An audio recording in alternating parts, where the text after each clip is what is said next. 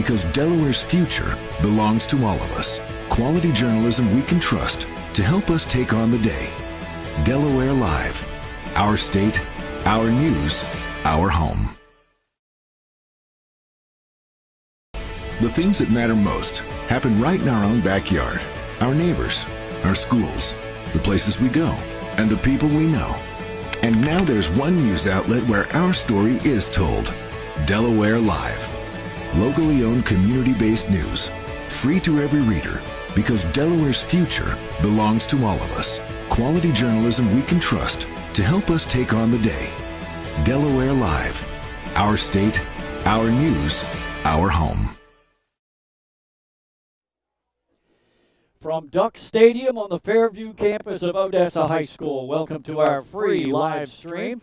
As we close in on the final weeks of the regular season, every team is jockeying for position in their respective districts in the hope of qualifying for the upcoming state tournament.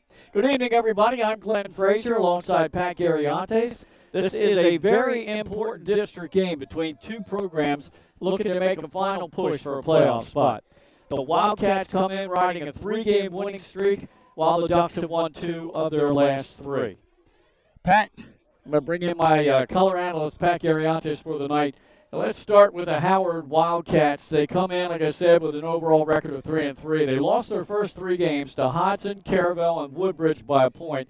Then they came back to beat Lake, Wilmington Friends, and Newark in the last 3 games. We did the Lake game. It was a close ball game. Lake went out to an early lead, and then Howard came back to get the win up at Abyssinia. And they are led by, how about a freshman quarterback? He's been great. Jamison Bryant, he's going to be a guy to keep an eye on, Glenn. On the season, 44-97, just under 600 yards at 590, 4 touchdowns. He has thrown 5 interceptions, but again, he's a freshman playing varsity football. Right.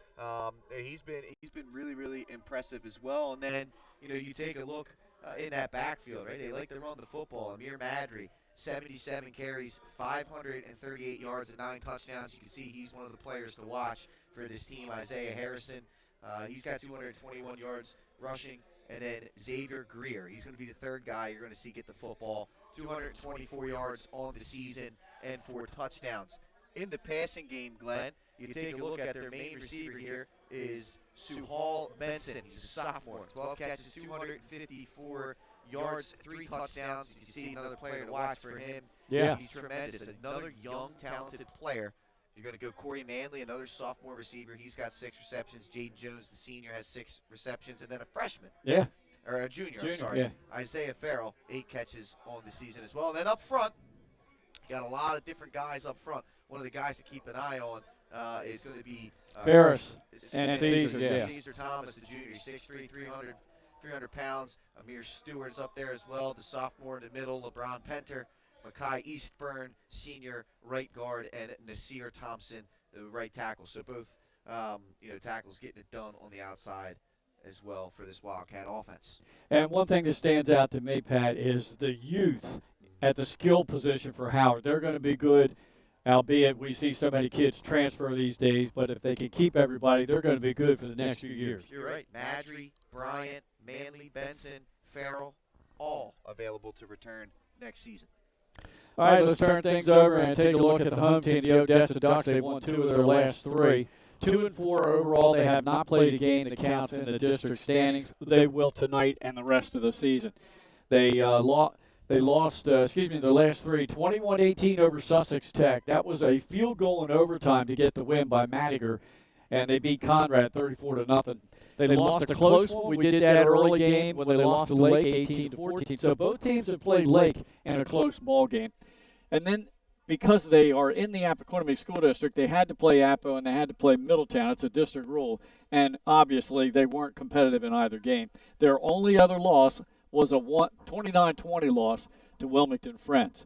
So they're right in the mix. We're going to see a few changes for them in the skill positions in the backfield tonight. We are. I mean, you saw, to start the year off, MJ Kussman was kind of the quarterback to start the year off. We've gotten word that Isaiah Melton, that the junior, who's got 347 rushing yards on the season, he's going to take over at the quarterback position, and he's one of the players to watch for this team. He gets a lot done for them.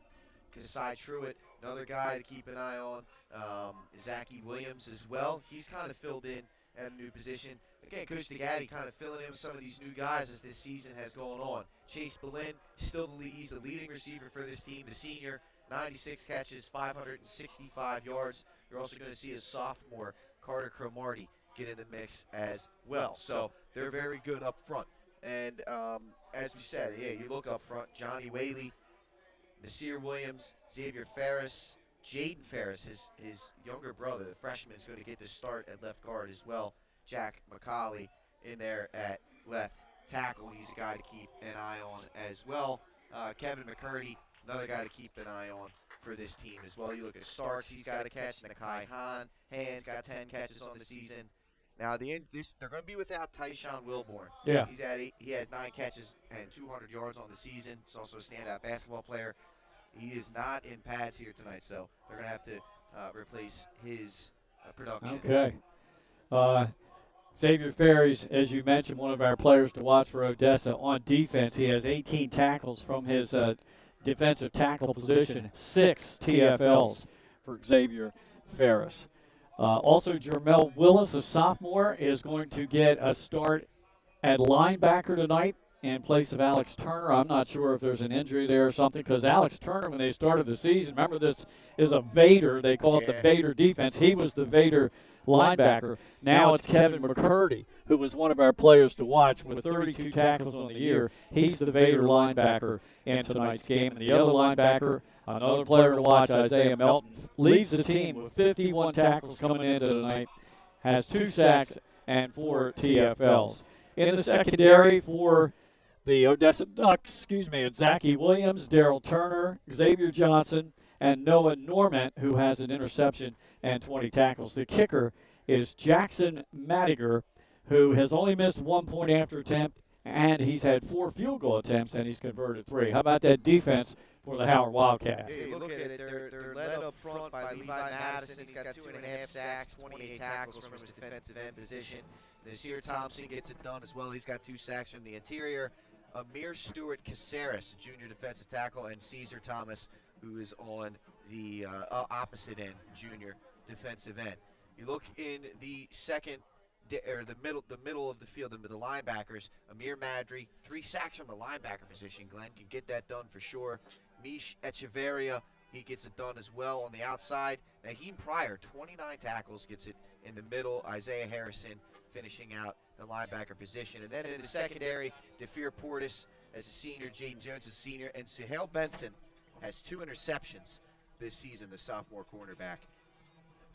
All right, that's a look at most of the lineups that you'll be seeing out there tonight. Will we see other players? Sure. Both of these coaches, they like to sub rather freely. As a matter of fact, the Howard Wildcats will see 2 different players at tight end, and Levi Madison and Zach Singleton, both are seniors. Howard, 3-3 record. They are ranked this week in our Super 7 poll, rated number 7 in 2A. That's because they've been kind of an impressive ball club the last month or so. Odessa is not ranked. This is their second year in Class 2A under head coach Nick DeGotti, his first year as head coach, and they're looking to be competitive in their district. This might be one of the most competitive teams in their district along with Archmere. Yeah, and it's a good opportunity for a program on the rise. Coach DeGatti obviously comes from a good football background as well. So, there's some excitement around this Odessa program. Obviously, the area of Middletown, Odessa, MOT in general has just been booming the last, decade plus. And, they're going to be a team to keep an eye on and see if they can finish the season strong. Glenn, you talked about it. They've won 2 of their last 3. So, see if they can continue that here against a tough, albeit young, but a tough Howard team. As far as keys to the game, Pat, I didn't get to discuss it with Coach Nick DeGotti, but I'm wondering if he made the change at quarterback so he can go with a more read option offense and take advantage of Isaiah Melton being able to run the football. Yeah, and I like it, right? Get the ball in the hands of your best players. I think that's a great idea.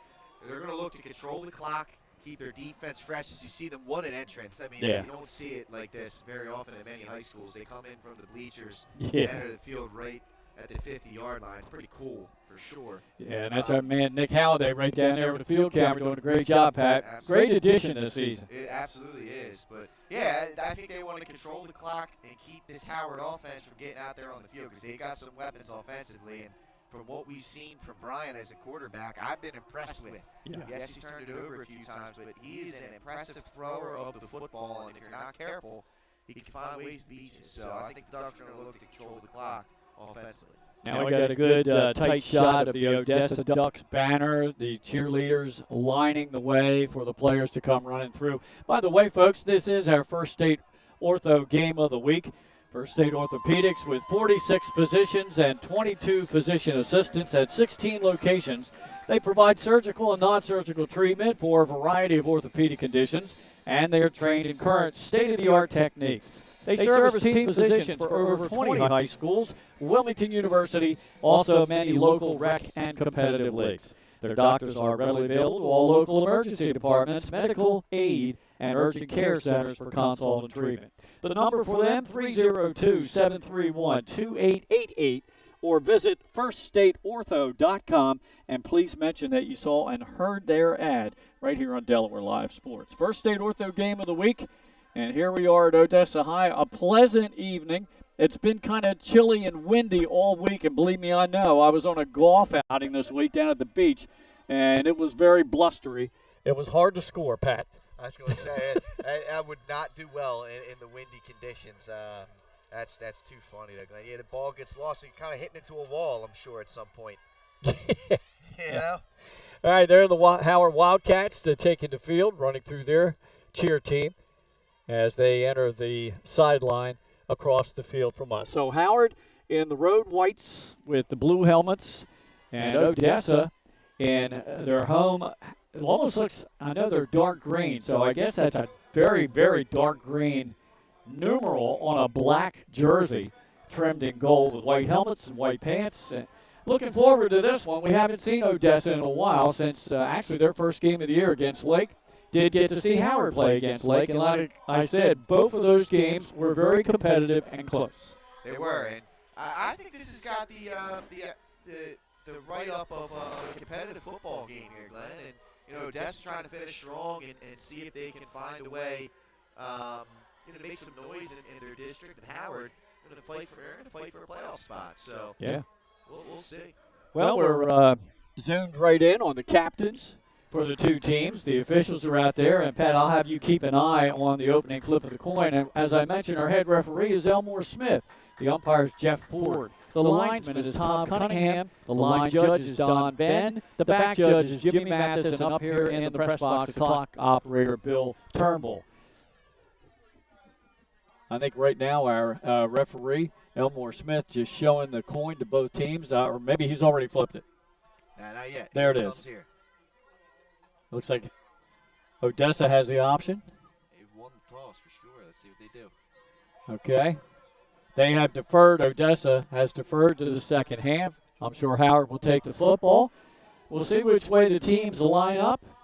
And we'll be pausing shortly for the national anthem. While we step aside, Pat and I will be back with the opening kickoff and the start of this Class 2A matchup right after these messages on Delaware Live, powered by 302 Sports. Hi, I'm Scott Kammerer from Sodal Concepts. Today we're at Fish On in the Villages of 5 Points. Come check us out. Fish On is committed to serving beautiful, simple coastal cuisine in a cool atmosphere with a happening bar, spacious dining room, and outside patio. Popular dishes include the seafood stew and fresh oysters from the raw bar. Fish On's recently renovated event room and is the perfect spot for your next event. Fish On in Lewis in the Villages of 5 Points, open 7 days a week, best happy hour around. See you soon. Hi, I'm Scott Kammerer, president of Sodal Concepts, the best restaurant group in the state, and we're inviting you to come join our team. Sodal Concepts is a growing hospitality company with 16 restaurants and a variety of other hospitality businesses, all located in beautiful southern Delaware. We have recently added many departments to our executive leadership team, including a training department, a property development department, and a construction department. We invite you to come live at the beach and work with a growing restaurant group with many opportunities to advance your career. Sodal Concepts Restaurant Group, come check us out.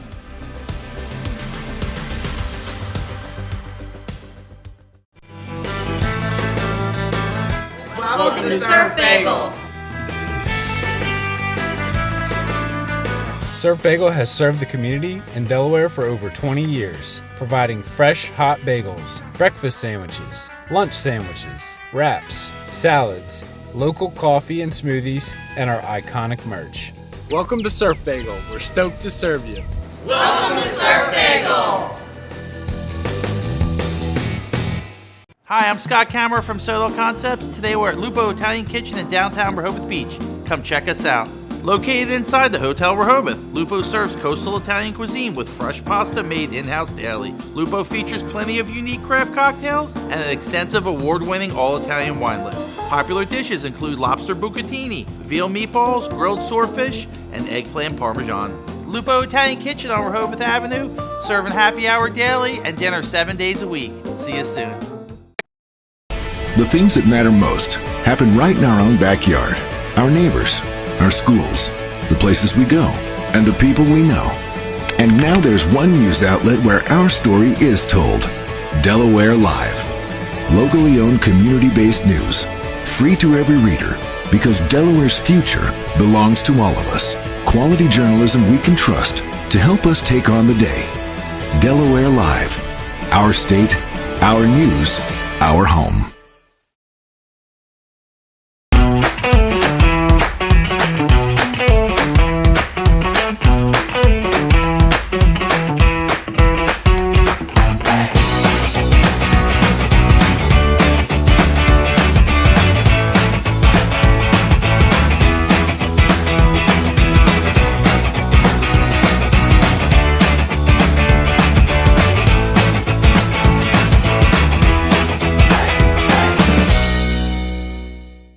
Get the assurance that your HVAC system is what you need with Ambience. Ambience provides you with over 25 years of experience in the heating, cooling, and plumbing industry. The team at Ambience Heating and Air Conditioning provides high-quality residential HVAC installations, maintenance, and repairs in new and older homes in the Delaware, Maryland, Pennsylvania tri-state area. You may not realize it, but half of your energy costs go to heating and cooling. Make sure your energy dollars count and call us today for a free estimate. 302-239-HVAC. 302-239-4822.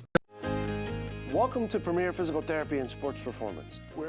Back here at Duck Stadium, Odessa High School, and we just had a singing of our national anthem by Odessa High Junior Jordan Hayes. Did a very good job, Pat. And we're about ready to go. Once again, Howard will receive the opening kickoff. Move from your right to your left across your viewing screen. And the visiting Whites and Odessa to kick it off. That should be kicking off for Odessa Jackson Madiger, number 85, as the ROTC unit exits the field to our left. Yeah, I'll tell you what, man, Hayes did a good job singing that national anthem. Took that bass line for a walk, my friend. That's pretty good. I wish I could hit runs like that. Yeah, I used to be able to many years ago. Madiger looks to be ready. Two deep backs to return this opening kickoff if the kick goes deep. Many times this year we've just seen pooch kicks, not wanting to have a dangerous return man get his hands on the ball. Well, we had 4 returns for touchdowns last night in that St. E's Christiana game. Let's see what's out here tonight. Well, that's mishandled at the 15. Now they go back and pick it up at the 12, up the sideline, and almost breaking that one out into the open, but tackled near the 35-yard line. It looked like that was on the return, number 4, Mish Echeverria. And I'll tell you what, it looked very similar to that St. E's return. Really? The Christiana, they fumbled it at around the same location, picked it up and returned it for a touchdown. And for a second, Echeverria looked like he might have been able to break through. Well, yeah, it did. Well, what happens a lot of times when the ball's mishandled just a little and then picked up, it throws the timing off of the special teams unit. All right, here we go. Breaking from the huddle, Jamison Bryant, the freshman quarterback. Wide out split to the near side is Isaiah Farrell.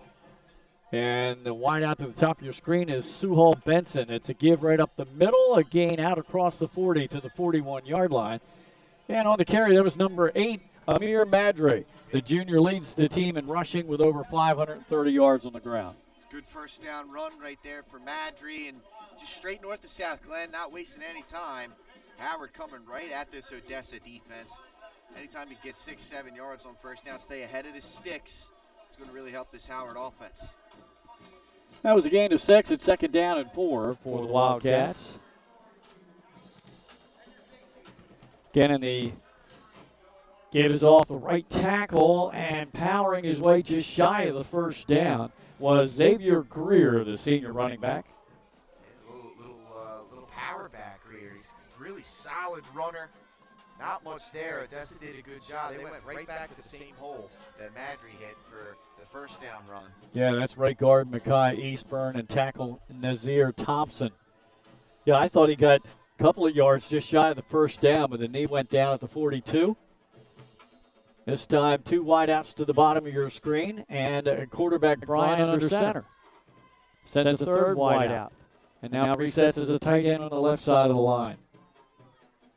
Second back through. Greer hitting the backfield and dropped for a loss back at the 40. Great work. Good interior push by Odessa up front. Looked like it was led by number, I don't know if that was 53, Nasir Williams. It looks like it's 52, but we don't have 52. 52 is Johnny Whaley. Oh, yeah, there it is. Whaley, he's at 52 tonight. He's at 55. So great job by Whaley. Broke through. Big tackle for loss, and after a good first down run, the Odessa defense stands firm, forces the 3 and out. They're doing some shifting there. I like it.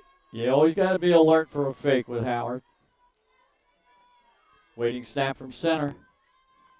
Good snap by the long snapper. There's the punt. Spiraling. Hits inside the 35 and will just die right there. Yeah, not a bad punt there by Jamison Bryant, freshman, able to at least flip the field somewhat. Now we get that chance to see the Odessa offense going. Yeah. They're going to operate from their own 33-yard line. So the two teams in their initial drive starting almost at the same exact point on the field. Nice 3 and out by the Odessa defense. That is. Now let's see what this new look offense looks like with Isaiah Melton taking the direct snap. At least that's what we think is going to happen here. And you can see it almost looks earthquakey. Yeah, it does. Well, Melton is not behind the center. It looks like he's in the gun. Yeah. The snap comes near side, breaks it upfield across the 40 and out to the 42. It's going to be awful close to a first down, and actually taking that snap was Chase Beelan, the senior. Yeah, it looks like they both line up. It really does. It's reminiscent of Smyrna's earthquake. Looks like they're maybe a little more spread out compared to Smyrna, but both backs almost single wing. Maybe Tower Hill. Maybe that's the better comparison, that single wing that Tower Hill runs. So either one of these young men could potentially get the football here. Yeah, this is an interesting formation. I haven't seen them use this all year. Again, that's Beelan trying to get around the right edge, and he is tackled just shy of midfield up near the 49. That's a good gain on first down, Pat. It is, and there's just not much they can do. They're getting great push up front. Number 75 on the tackle there at Caesar Thomas, scraping down the line to come up with the play. But anytime you get 6, I talked about on Howard's drive. You get 6 or 7 yards on first down, a lot of different ways to go as a play caller. So they're mixing it up here. It's really been Beelan in more of a Wildcat set. Let's see if they go right side again.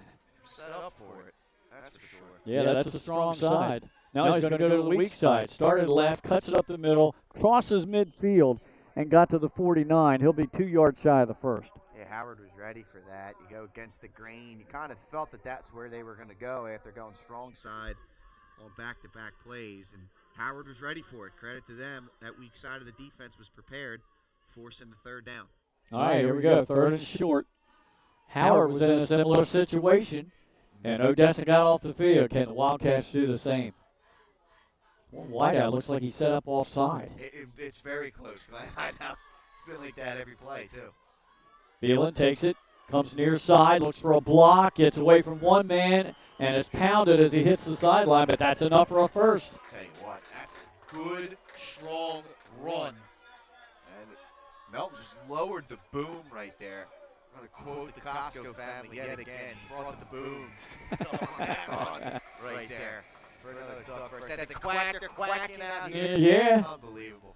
All right, 2 first downs already in this drive for the Ducks as they go to an unconventional offense.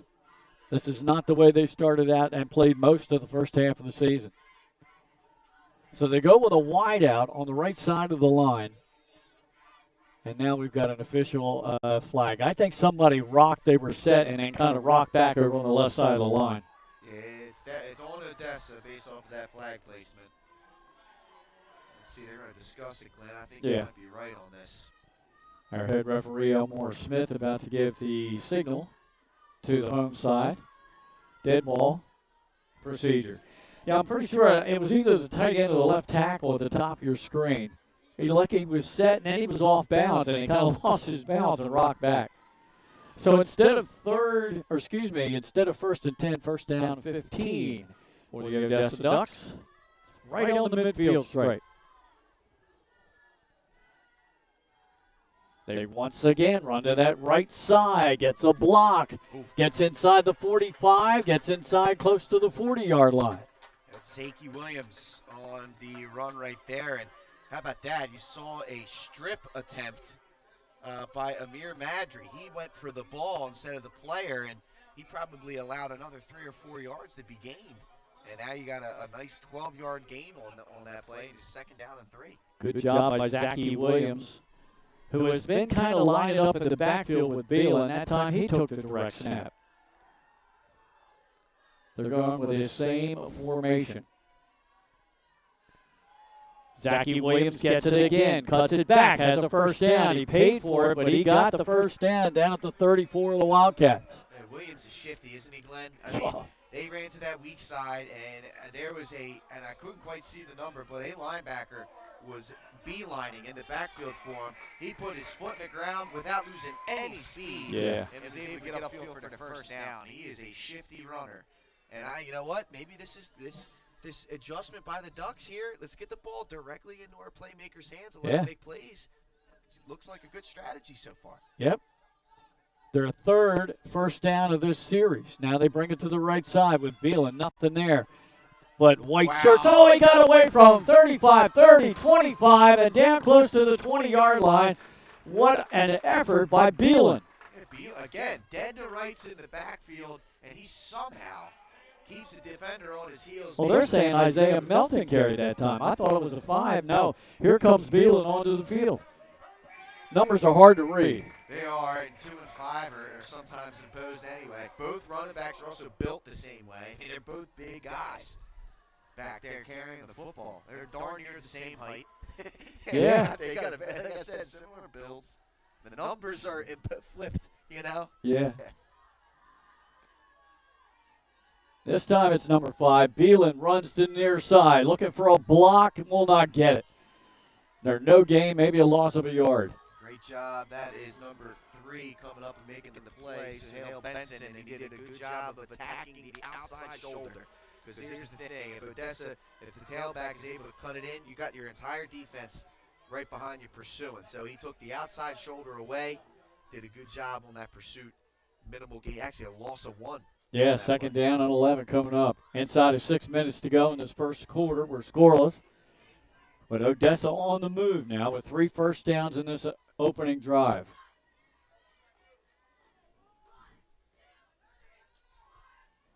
They go again, right side.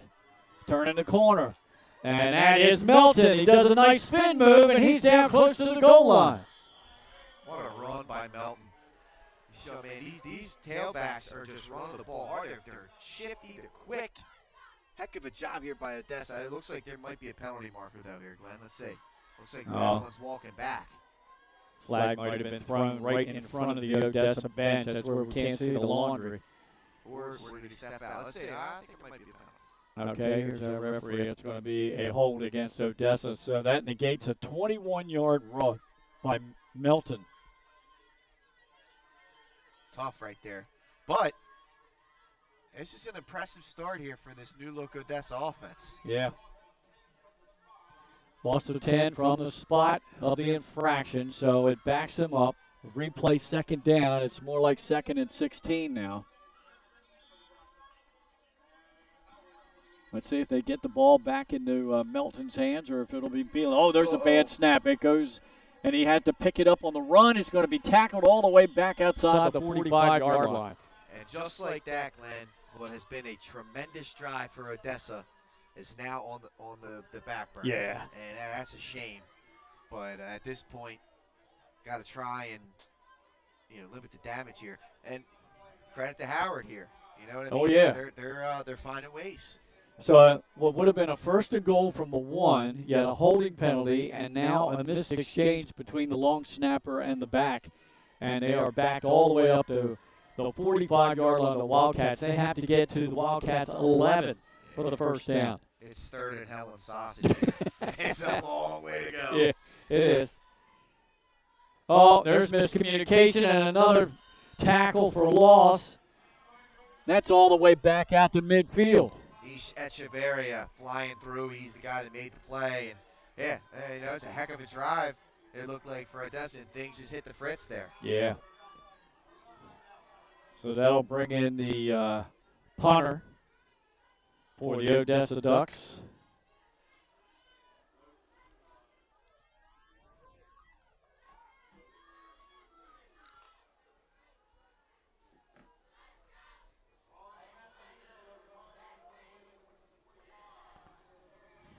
Going to boot this from about the 40.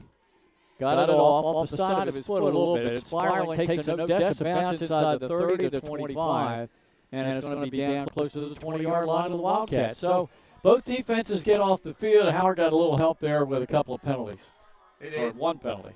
They did, and, Odessa was, obviously they're going to want points there, but you're still able to control the field position game here, and that's not the worst thing that can happen here for Odessa. It wasn't a turnover, right? I mean, that's the way that they got to look at it. And Howard, you just got the ball run down your throat. Right. And yet you were able to find a way to get off the field, and now you got a chance to adjust and assert yourself on offense. So positives for both teams so far.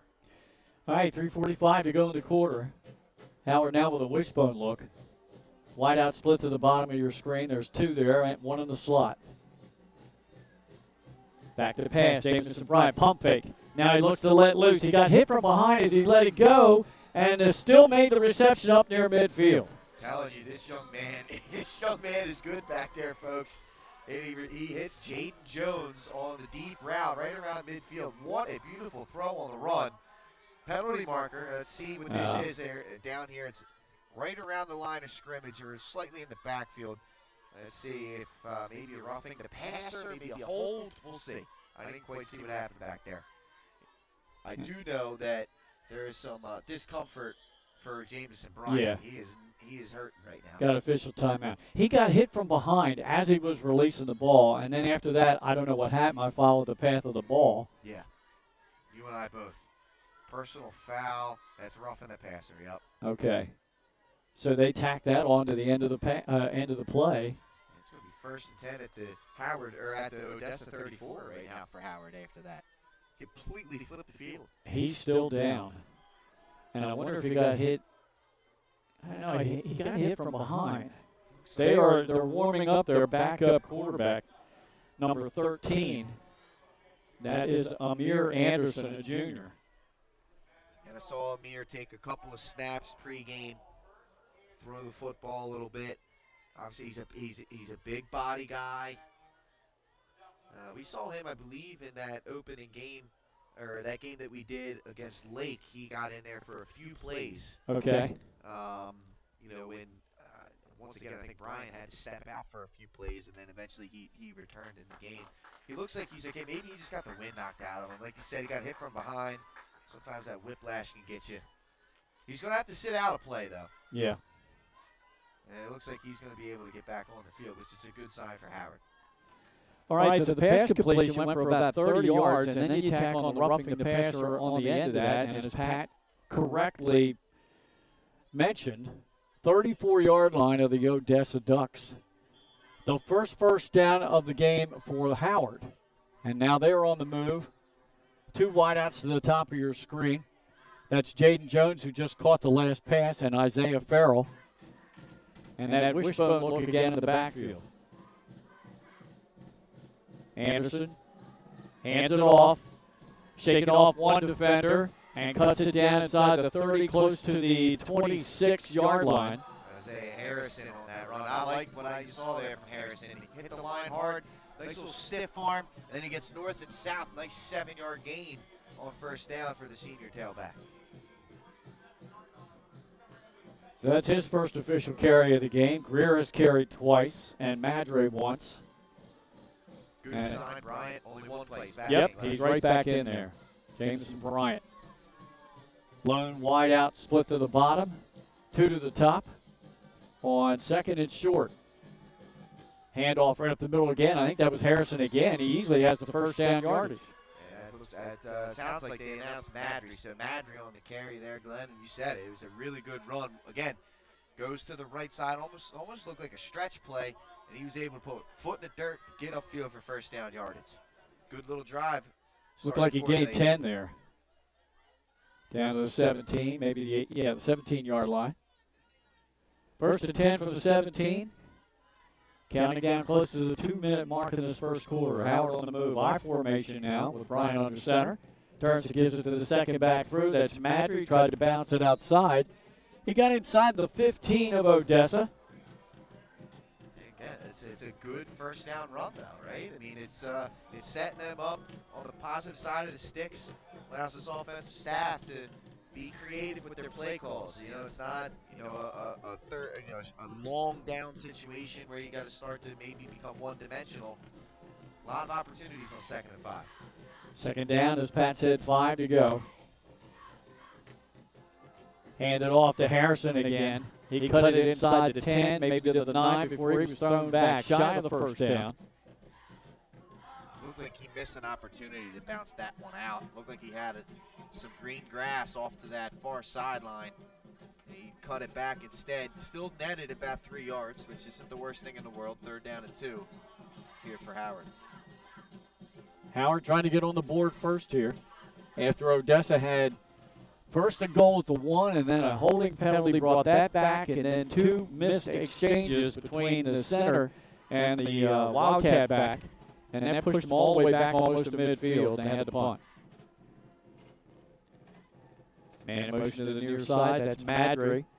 First back through, gets the ball, and I think he got enough for the first. They're going to spot him at the 8-yard line. Yeah, good run. Oh, man, they marked him short, Glenn. Wow, they did. Short. Again, it looked like there was grass on that far side, and once again, they cut it back into traffic. And how about this? Odessa looking to shut this drive down by Howard again. All right, here we go. 4th down and 1. This might be the last play of the quarter, Pat. They may take this into the 2nd quarter. Okay. Don't have to take the snap. Yeah, Jameson Bryant is looking over to head coach Stan Ritter. And they are indeed going to let the clock run out. So we have played 1 quarter in this Class 2A matchup. And we are scoreless. But Howard is knocking on the door when we come back to start the 2nd quarter. Right after this on Delaware Live, powered by 302 Sports. Hi, I'm Scott Kammerer from Soto Concepts. Today we're at Fish On in the Villages of 5 Points. Come check us out. Fish On is committed to serving beautiful, simple coastal cuisine in a cool atmosphere with a happening bar, spacious dining room, and outside patio. Popular dishes include the seafood stew and fresh oysters from the raw bar. Fish On's recently renovated event room and is the perfect spot for your next event. Fish On in Lewis in the Villages of 5 Points, open 7 days a week, best happy hour around. See you soon. Hi, I'm Scott. That your HVAC system is what you need with Ambience. Ambience provides you with over 25 years of experience in the heating, cooling, and plumbing industry. The team at Ambience Heating and Air Conditioning provides high-quality residential HVAC installations, maintenance, and repairs in new and older homes in the Delaware, Maryland, Pennsylvania tri-state area. You may not realize it, but half of your energy costs go to heating and cooling. Make sure your energy dollars count and call us today for a free estimate. 302-239-HVAC. 302-239-4822. Get the assurance. Well, we're back here to start the 2nd quarter, and again, Howard will have 4th down and 1 with the ball on the 8-yard line of the Odessa Ducks. And Pat, as I look through the end zone and up in the sky, I see that full moon again. It was a super moon I heard 2 nights ago. Looks pretty super to me. It does look super harvest, whatever we want to call it. blood moon. No, it's not quite a blood moon. It's not really red. All right. Got two wide out split to the bottom of your screen. Quarterback Bryant will go under center, and he'll have Xavier Greer behind him. Watch, see if they go with a sneak here, Glenn. We saw it last night in the game on a 4th down. See if they do the same here. Bryant brings a man in motion to the near side, resets at tight end. Now another back in motion. Now they give it right up the middle to Greer, and he got to the 6 and should have first and goal. Yeah, he should. It's good run, put the ball right up the middle. Greer did a good job of staying low with his pad level and driving through the defenders to pick up that first down.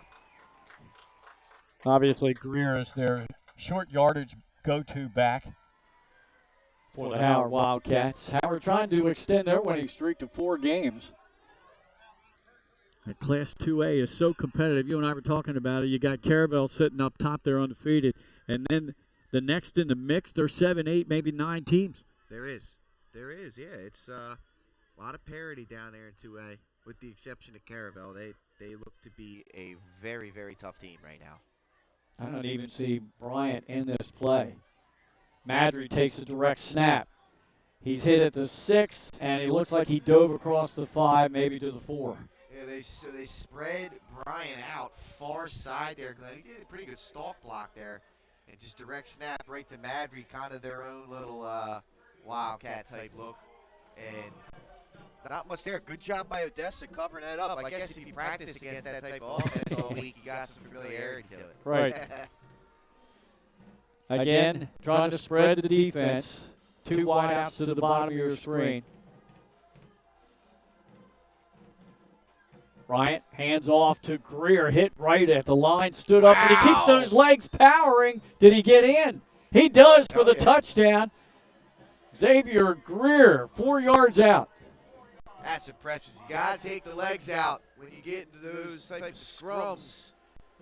And they just kept pushing. They probably had a little bit of help. Some of his offensive linemen continuing to drive there on their blocks and could not take it down. Nice, strong running by Greer. Impressive drive by Howard after a big-time stop on the previous drive. All right. The long snapper is Naeem Pryor. The kicker is Angel Paradis. If they go for the kick, no, they're going to go for 2. Trips. Yeah, trips to the bottom of your screen. Low receiver to the top. Jameson Bryant has Greer to his left. He's passing, jump ball, and just over the head of the intended receiver. Incomplete, and that was intended for number 13. That's Amir Anderson, who was in at quarterback. Well, they went for him. They had him one-on-one there. You know, it's a tough one. I mean, you had man-to-man coverage. You throw it to your tallest target. Throws a little bit too far. It looked like it kind of sailed on a little bit. It was uncatchable, but not a bad idea. That's a skill to try and learn over the course of your 4 years for both the receiver and the quarterback. Yeah. The fade is great on the goal line if you can perfect it. We are early in the second quarter. Once again, this is our First Aid Ortho game of the week. And coming up at halftime, we're going to try to catch up. Matter of fact, it's already been confirmed by Nick Halliday down on the sidelines that head coach Nick Degatti from Odessa will get a quick interview with him coming off the field for the half. Catch his, his thoughts. Home team, first half. See how it closes out here. All right. The kicker, Paradis, signals the referee he's ready. And he approaches the football. Squib kick down the center of the field, but we have a whistle. Somebody must have been offside for Howard. Yeah, I think you're right, Glenn. I think somebody crossed that line a little too early. So they'll re-kick this 5 yards further back. Those were always fun days in the film room on Monday. Coach Hempel would have that laser pointer wheeled at the TV. He'd replay the kickoff. It's very simple. They said, you got one job. Don't cross the line before he kicks it.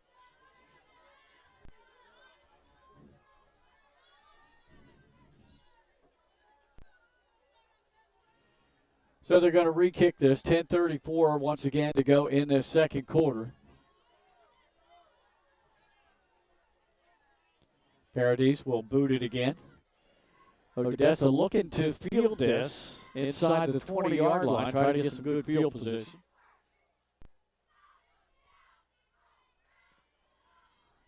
Again, signals he's ready.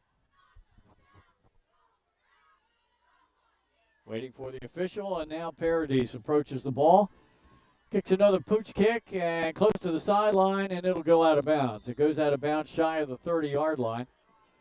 And we're either going to have another re-kick here, Glenn, or I'd make him kick it again. Yeah. Very few coaches do this. But it looks like Odessa's just going to take it at the 35-yard line. So again, in high school football, when a kick goes out of bounds, you have three options. You can take it where it went out. That went out at the 32, so they're not going to do that. Or they can take it at the 35, or 5-yard penalty, back them up, make them kick it again. let's see what they choose to do. They're going to take it at the 35. Hey, why not, right? You got this run-heavy offense. 35's a good starting point. Probably want to chew a little bit of clock. Again, I feel like that's their strategy. Limit the possessions in this game. Yeah. You talked about that as the key to the game in the pregame show. All right, here's that tight formation again. That's Beelan with the ball, trying to get the edge. Oh, nice one-on-one tackle in the backfield. And a helmet came flying off. Was that Madry? That's right. It was. Great job coming up. What a stick by Amir Madry. That's going to be a loss of 2 yards. It'll be second down at 12, back at the 33. So how about this? 3 consecutive plays now. Odessa's been driven backwards.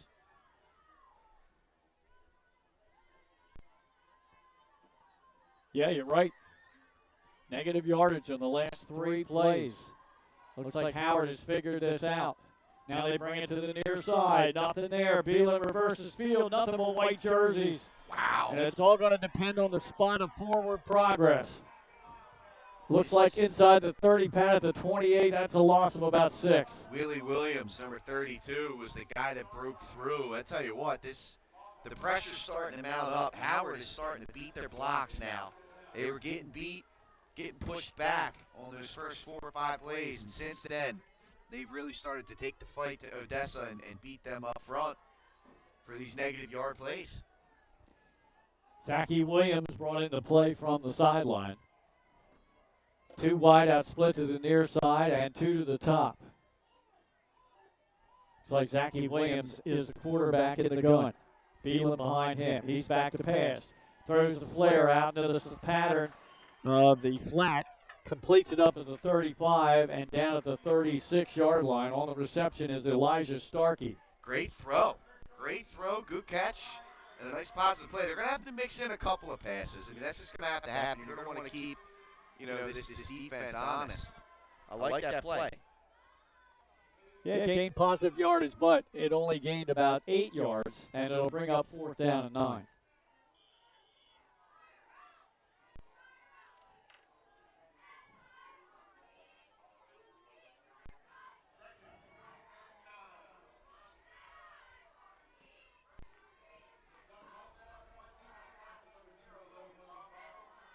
Bosco with a punt. Get a nice high punt off. A lot of hang time. Takes a big Odessa bounce right into the hands of the return man at the 35 and bounced out shy of midfield. That's Amir Madry. Good job by Madry, though. Fielded on the hop. He's in good position right there and saved his team probably about 20 yards in field position. But like you said, Glenn, what a good punt. Yeah, that was a great punt. Hang time, good bounce. Yeah. But give credit to Madry. He fielded that ball. Got a good block, too. There was a special teamer coming down, bearing on him down the hash mark. And he got a good block. I don't know who it was, but he pushed that would-be tackler out of the way and gave Madry a lane. Bryant's going to go under center. Wide out at the top and bottom of your screen, I formation this time. Bryant takes a snap, turns, fakes it. He's back to pass. Pressure's coming. And they got him sacked back at the 44-yard line. Two of them back there, number 64 and number 83. Xavier Ferris was the number 64 getting it done. Aiden McDowell was the other guy coming in there, but what a job by Ferris breaking through from the interior, and there was just nowhere for Bryant to go. Pressure was right in his face right away off the play fake. It was a good play fake too, because Howard couldn't get it done up front on that one. Yeah, double team that time on the sack. Loss of 5, second down and 15. Ball back on the Howard 44-yard line. Now Bryant goes to the gun, hands it off to Harrison, and he'll get across the 45 out to the 47. He'll gain a couple. And it's good, right? You just got a big negative play. Get back to your ground game. See if you can pick up a decent amount of yards to get yourself some kind of yardage back. It's still going to be third and long, though. But this is where I think Bryant is great. I mean, he can throw. He is a good passer of the football and can really throw it on the run as well. Yeah. Move for maybe some sort of play action here. Odessa, a good answer. Yeah. After yet another 3 and out on offense. One of the earlier games, Sussex Tech and Delmar, they're scoreless at the end of one quarter in that one. All right. Third down and 12. Trips to the top of your screen. Bryant takes a snap of the gun, fakes it, he's back to pass. He looks down the left side. Pressure's coming from a couple of defenders. They wrap him up and sack him at the 40. And that's number 52, Johnny Whaley. Heck of a job by Whaley. He's had 2 sacks coming into this one, and he's had 2 sacks in this game. Great job. Sorry, that's his first sack, but he had a big tackle for loss early in this game, and just did a wonderful job. Game wreckers up front on 2 plays there between Xavier Ferris and Whaley, completely taking away this drive for the Howard offense. And Pat, so far we're witnessing a very good defensive battle in this game here tonight. Yes, we are. Yes, we are. Jameson Bryant is the punter. He went over the sideline to get instructions from the special teams coach. We're under 5.5 minutes to go in the first half. Now they do a lot of shifting. Remember, Bryant's the quarterback, but it's 4th down to about 18. Bryant takes the high snap, gets off the punt, end over end, hits and takes a big Howard bounce inside the Odessa 30, and it'll be down near the Ducks' 25-yard line.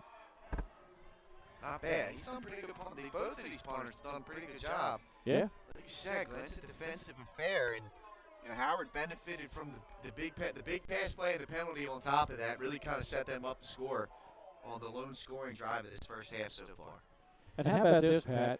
We've had 2 pass attempts in the game. Both have been completed. Jameson Bryant completed his for a 30-yard pickup, which led to the touchdown. And Zachy Williams has completed his only pass. So let's see what Odessa does now, as they failed to run the ball the last time they had it.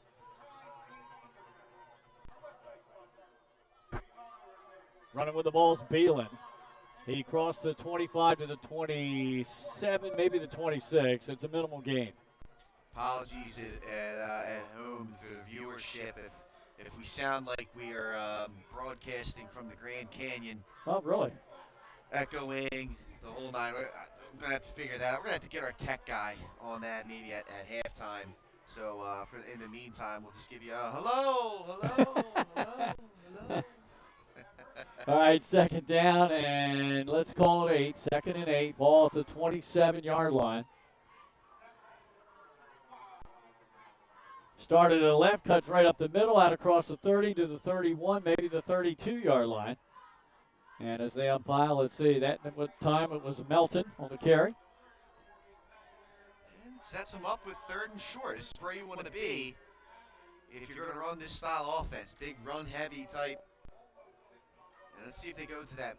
I'll tell you what, the pass play looked good. Yeah, it did. So I wonder if at some point they sprinkle it in maybe a little more often moving forward. Well, let's see here what they do, Pat, with 3rd down and 4. So it's Melton and Beelan in the Wildcat formation. Melton takes the snap, Oh, and he did a great job to dive up to the 35. It's going to depend on the spot. That should be first down yards. If they're going to give him the 35, and they do, that's the yard to gain. Yep, first down. Yep, by the nose of the football.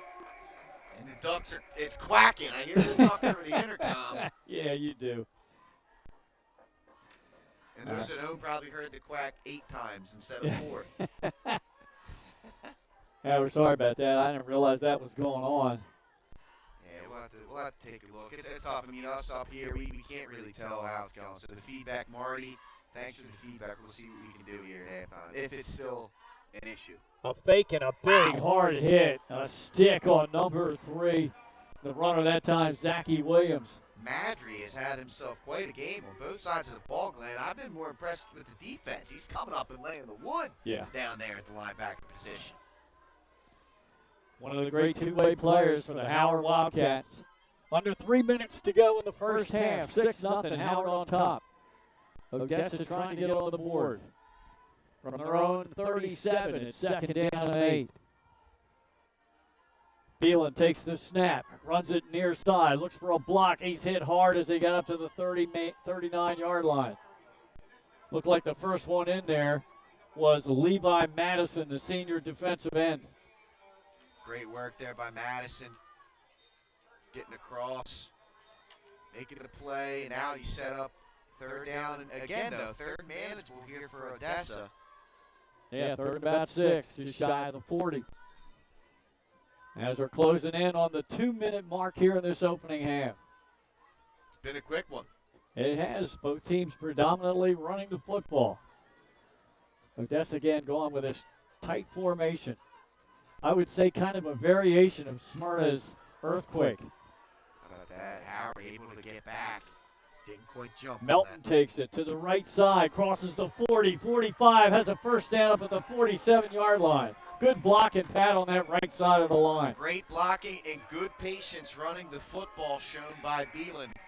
Waiting for those, or that actually was Melton at time. Melton. Yeah. Did a great job letting those blocks, set up and formulate on that right side of the offensive line. Great work right there. Whaley and Williams were over there clearing the path, and now a timeout here by Odessa to stop the clock. Yeah. And allow them to continue this drive. We're going to keep it right here with 1:39 to go here in this first half. And Pat, shortly I'm going to make my way down so we can get that interview with Nick DeGotti coming off the field at half. I think that the strategy offensively has been decent, right? I mean, the goal when you make the move that they've made is you're going to play a lot of low-scoring games. You're going to limit the possession, so you're not going to have many opportunities. But you're going to give your defense a lot of rest, and you're going to wear a team down. And where you can really start to take over football games is if you can keep it close in the first half. You're going to challenge the endurance, right, of the defense in that second half. So let's see if Howard starts to maybe get a little bit tired here in the second half. All right, they line up now. There's a penalty flag pre-snap. What is this, a legal substitution? I don't know. We had trips to the top in that formation, but they're going in the opposite direction. So instead of 1st and 10, 1st and 15 for the Ducks. That's a killer. With this formation and this style of offense that they're running tonight, they can ill afford any penalties. No, that is true, man. They've got to be efficient because they don't really have the big play in their back pocket right now. Coming in, oh, good tackle in the backfield. And that's number 22, Levi Madison again with the TFL. Let's see what this penalty is. Is it a face mask maybe? That's personal foul. Face mask. It is. Yep. Face mask. Yeah. Well, that'll help the Ducks out on this drive. 92 seconds to go in the half. Kind of preserves the drive there. I mean, because they were way back there, and the question would have been, do you just let the clock run after that point? Exactly. But this kind of gives them new life. That's an automatic first down too, I believe. Yep. Penalty yardage being stepped off across midfield, and the ball will be spotted at the 48 of the Howard Wildcats. No, it's not. Not an automatic first down. Okay. But they do replay first down, so now it's 1st and 5. Trips to the top of your screen. Zachy Williams, the quarterback. Oh, and there goes the screen. And then Zachy had to scramble. Howard says there's a fumble, and I think the side judge says the same. Wow. That went sour fast for the Ducks, and great work. Again, Madry looked to be in on the mix once more. Yeah. For Howard, and a big turnover there. All right, Pat, I'm going to head on down. I'm going to let you take over here. Sounds good, Glenn. Yeah, well, we'll catch Coach DeGatti's thoughts here in the first half as soon as Glenn gets down there. So 109. Well, actually, looks like the officials let some time come off the clock, so I'm gonna wind it down. Let's see if they go back to it. It should be about 109. Let's see what they go to. It's got 58 seconds on the clock. They never stopped it after the possession, so let's see what they go with. But big time stop again by this Howard defense. And the Odessa offense, the efficiency just hasn't been there. And when you run this kind of wildcat, earthquake-type offense, efficiency is vital for success. It hasn't quite been there. They got to get up to 108. That's the right call.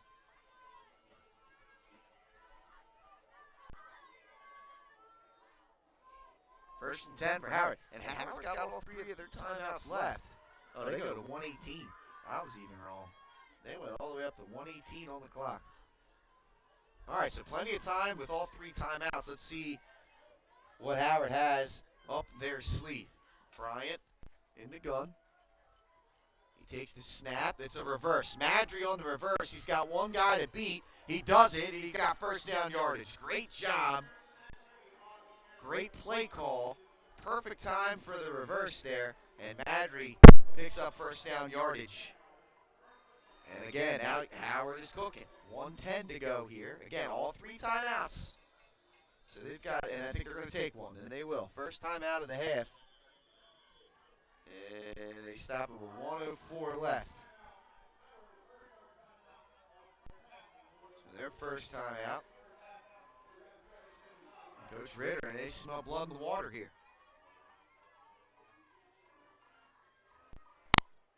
Up 6-0. Apologies for the camera. It keeps glitching on us. Not quite sure what's causing that. A little frustrating. Hopefully that'll be good to go now, folks. But here we go. First time out, 1:04. It's going to be 1st and 10 at the 36-yard line of Odessa. And Howard's going to go for it here. I mean, they're going to try and get some points with 1:04 to go, spreading the field out. Again, Bryant's got the ability to throw the football. They went reverse on the first play of the drive. Let's see where they go here on the second play. Bryant's back, screen pass to Madry. And not much there. Really good job defending the screen out there by number 52. Johnny Whaley. He did a fantastic job of chasing that one down. Clock stopped at 56 seconds. It's a 3-yard gain. So not much doing. Good discipline there by the Ducks defense. With the clock stopped, Howard will huddle. 6-0 your score, folks. Under a minute to go. Glenn Frazier's down on the sideline. He'll be talking with Odessa head coach Nick DeGatti at the right at the halftime to see what his thoughts were on the first half and perhaps a look ahead to the second half. But before that, got 56 seconds to go. Bryant back to pass. He looks. He fires. He's going deep. It is incomplete. Overshoots everybody. Really good coverage out there. That was Williams. Deeper than the deepest. That's what they teach you. And he did a good job in coverage there. Now you can see the arm talent from this young freshman, Jameson Bryant. He's going to be a special player in this state for the next 3.5 seasons. Already making big plays as a freshman. As Glenn alluded to, Howard on a 3-game win streak here. So they're starting to figure some things out as a program down there under head coach Dan Ritter. 3rd down and 8 for the Howard offense.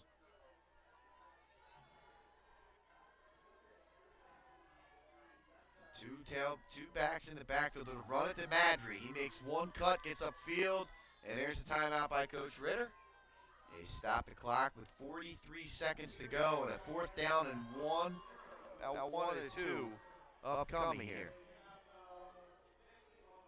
Just to flip the script a little bit on everybody, Odessa's got 2 timeouts left. If for some reason they force the turnover on downs, be interesting to see what they do. Perhaps with 40 or 35 to 40 seconds to go and 2 timeouts in their pocket if they get a stop.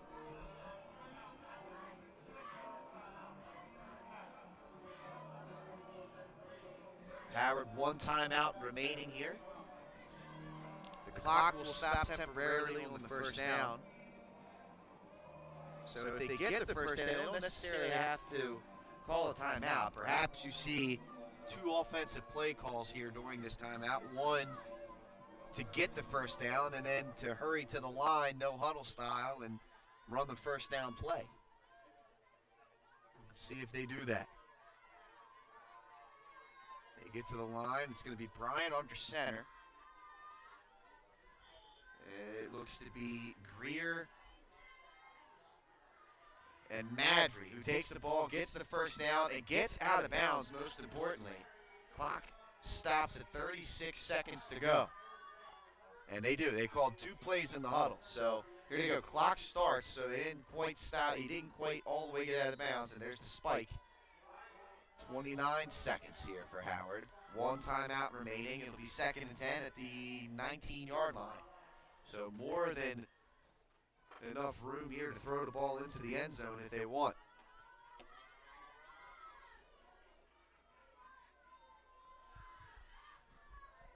This feels like a big moment right here.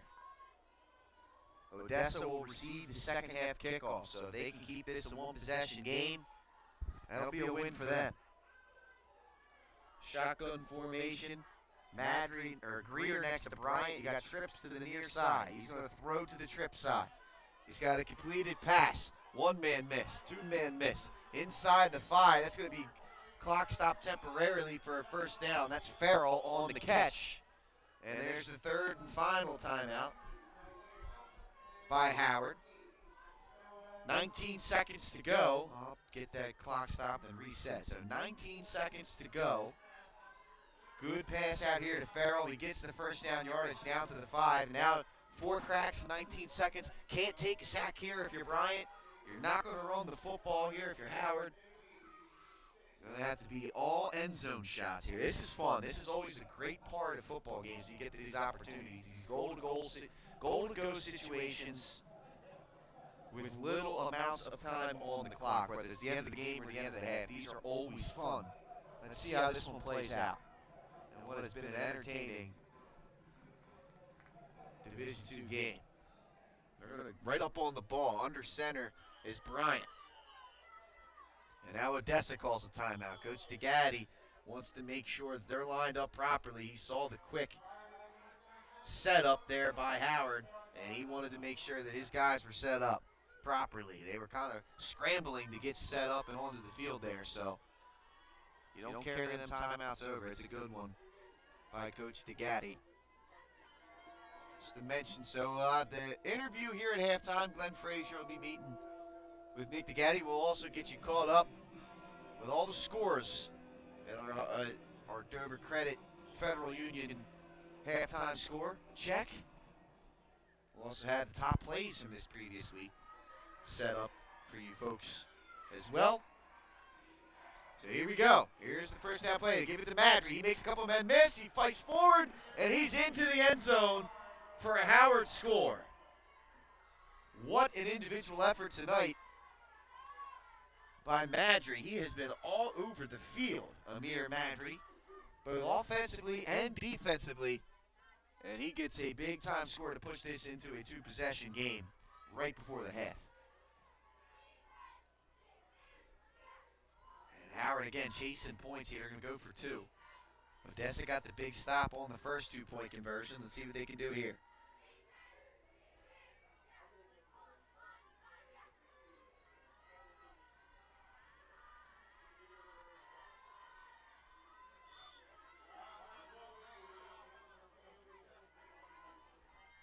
Bryant takes the snap, gives it to Greer, and he is in. So big 2-point conversion there. It makes it a 14-0 ball game here with 13 seconds to go in the first half. What a job by Howard to close out the half here. They extend their lead to 2 possessions, knowing that Odessa is going to receive the second half kickoff.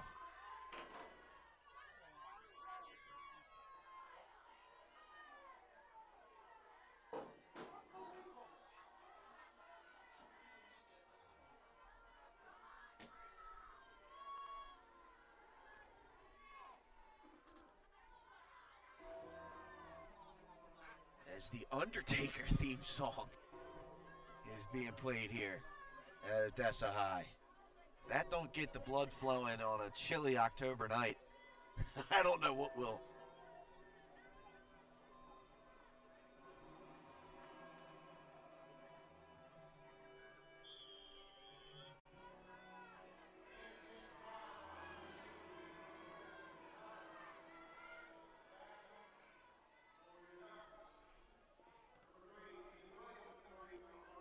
Williams, he bobbles that one. Clock will start. Here he goes. He's at the 10. Makes a man miss. He's got it. He's got a room.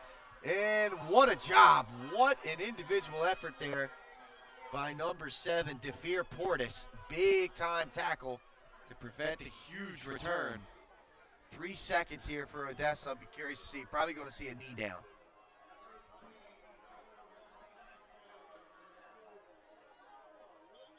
Little extracurriculars going on.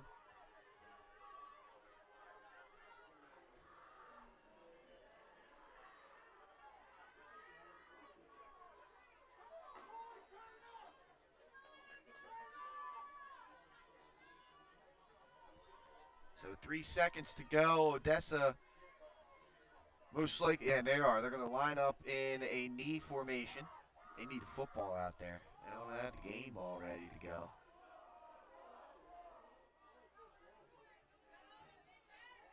And it's in there. Oh, wow, what a throw from an assistant coach hitting the center right in the chest. That's a beautiful throw.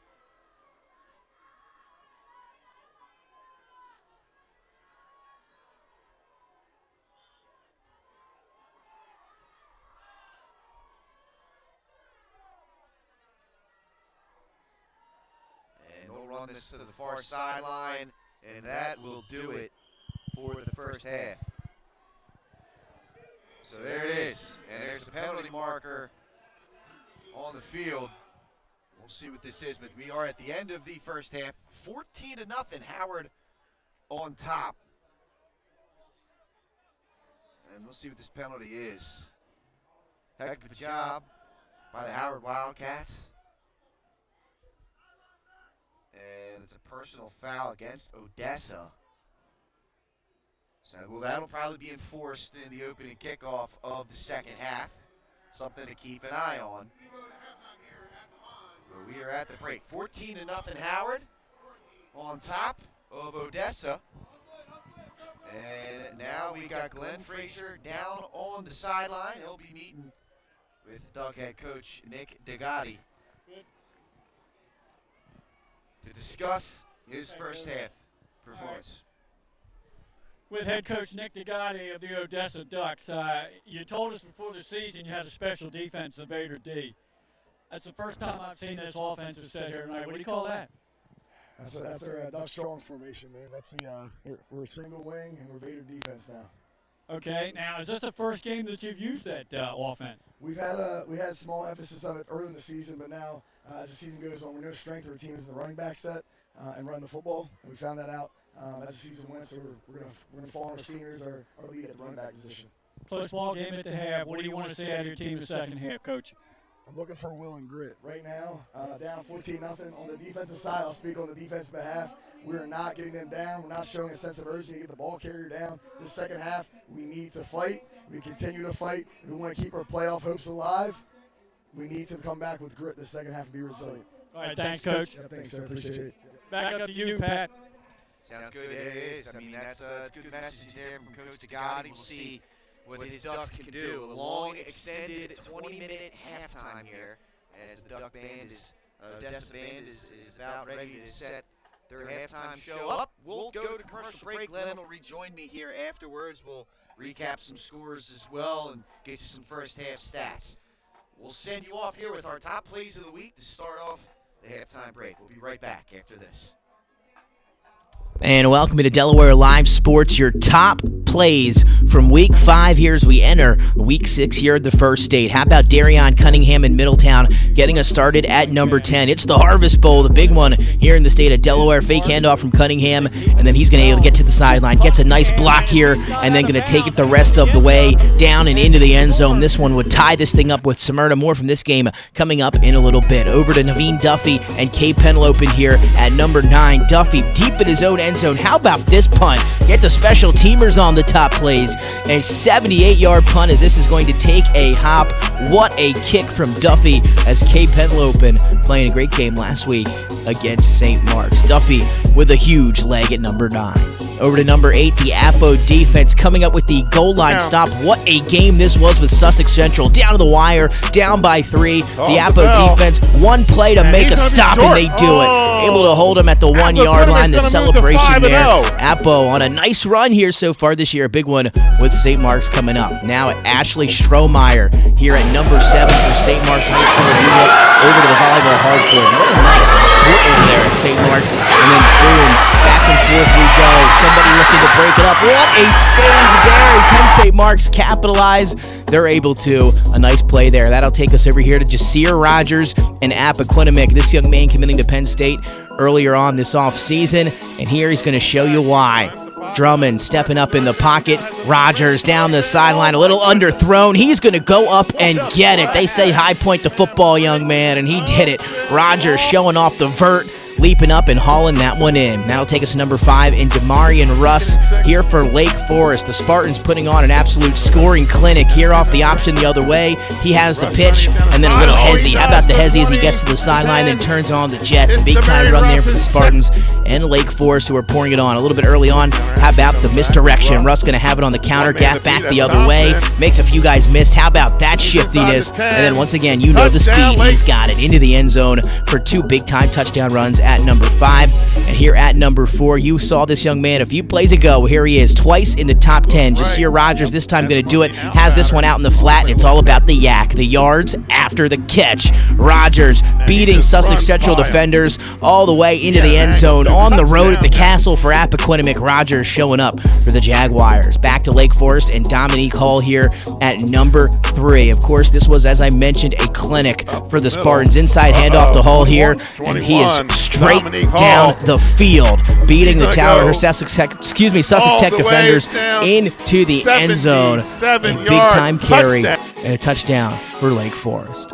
Over to number 2, John Parker at Middletown here, out to the top of your screen. Middletown up 17-6. I'm Scott Kammerer from Soto Concepts. Today we're at Fish On in the Villages of 5 Points. Come check us out. Fish On is committed to serving beautiful, simple coastal cuisine in a cool atmosphere with a happening bar, spacious dining room, and outside patio. Popular dishes include the seafood stew and fresh oysters from the raw bar. Fish On's recently renovated event room and is the perfect spot for your next event. Fish On in Lewis in the Villages of 5 Points, open 7 days a week, best happy hour around. See you soon. Hi, I'm Scott Kammerer, president of Soto Concepts, the best restaurant group in the state, and we're inviting you to come join our team. Soto Concepts is a growing hospitality company with 16 restaurants and a variety of other hospitality businesses, all located in beautiful southern Delaware. We have recently added many departments to our executive leadership team, including a training department, a property development department, and a construction department. We invite you to come live at the beach and work with a growing restaurant group with many opportunities to advance your career. Soto Concepts Restaurant Group, come check us out.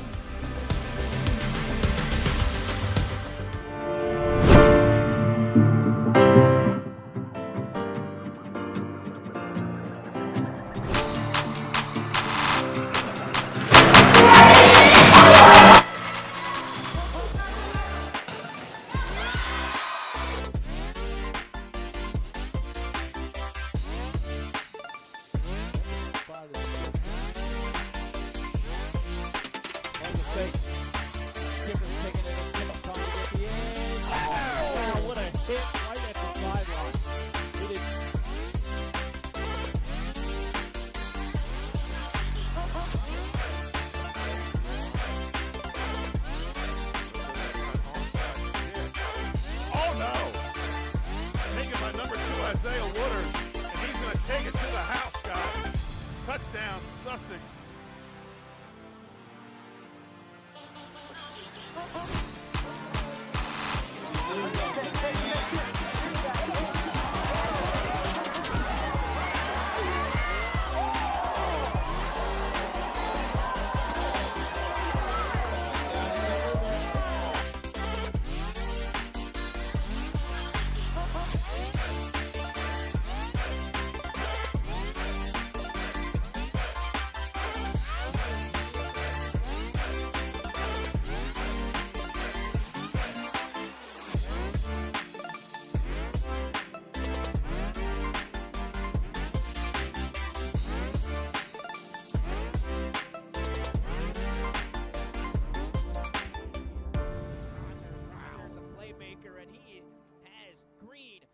In front of him. Jasira Rogers will walk into the end zone. An 80-yard touchdown.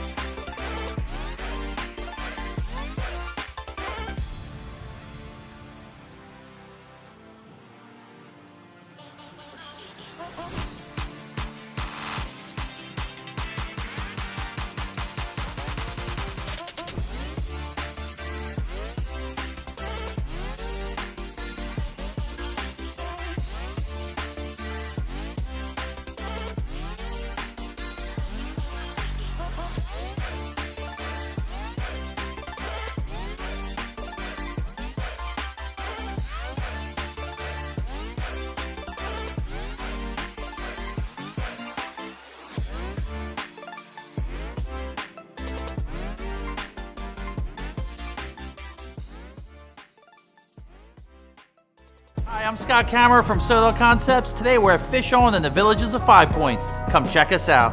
Fish On is committed to serving beautiful, simple coastal cuisine in a cool atmosphere with a happening bar, spacious dining room, and outside patio. Popular dishes include the seafood stew and fresh oysters from the raw bar. Fish On's recently renovated event room and is the perfect spot for your next event. Fish On in Lewis in the Villages of 5 Points, open 7 days a week, best happy hour around. See you soon.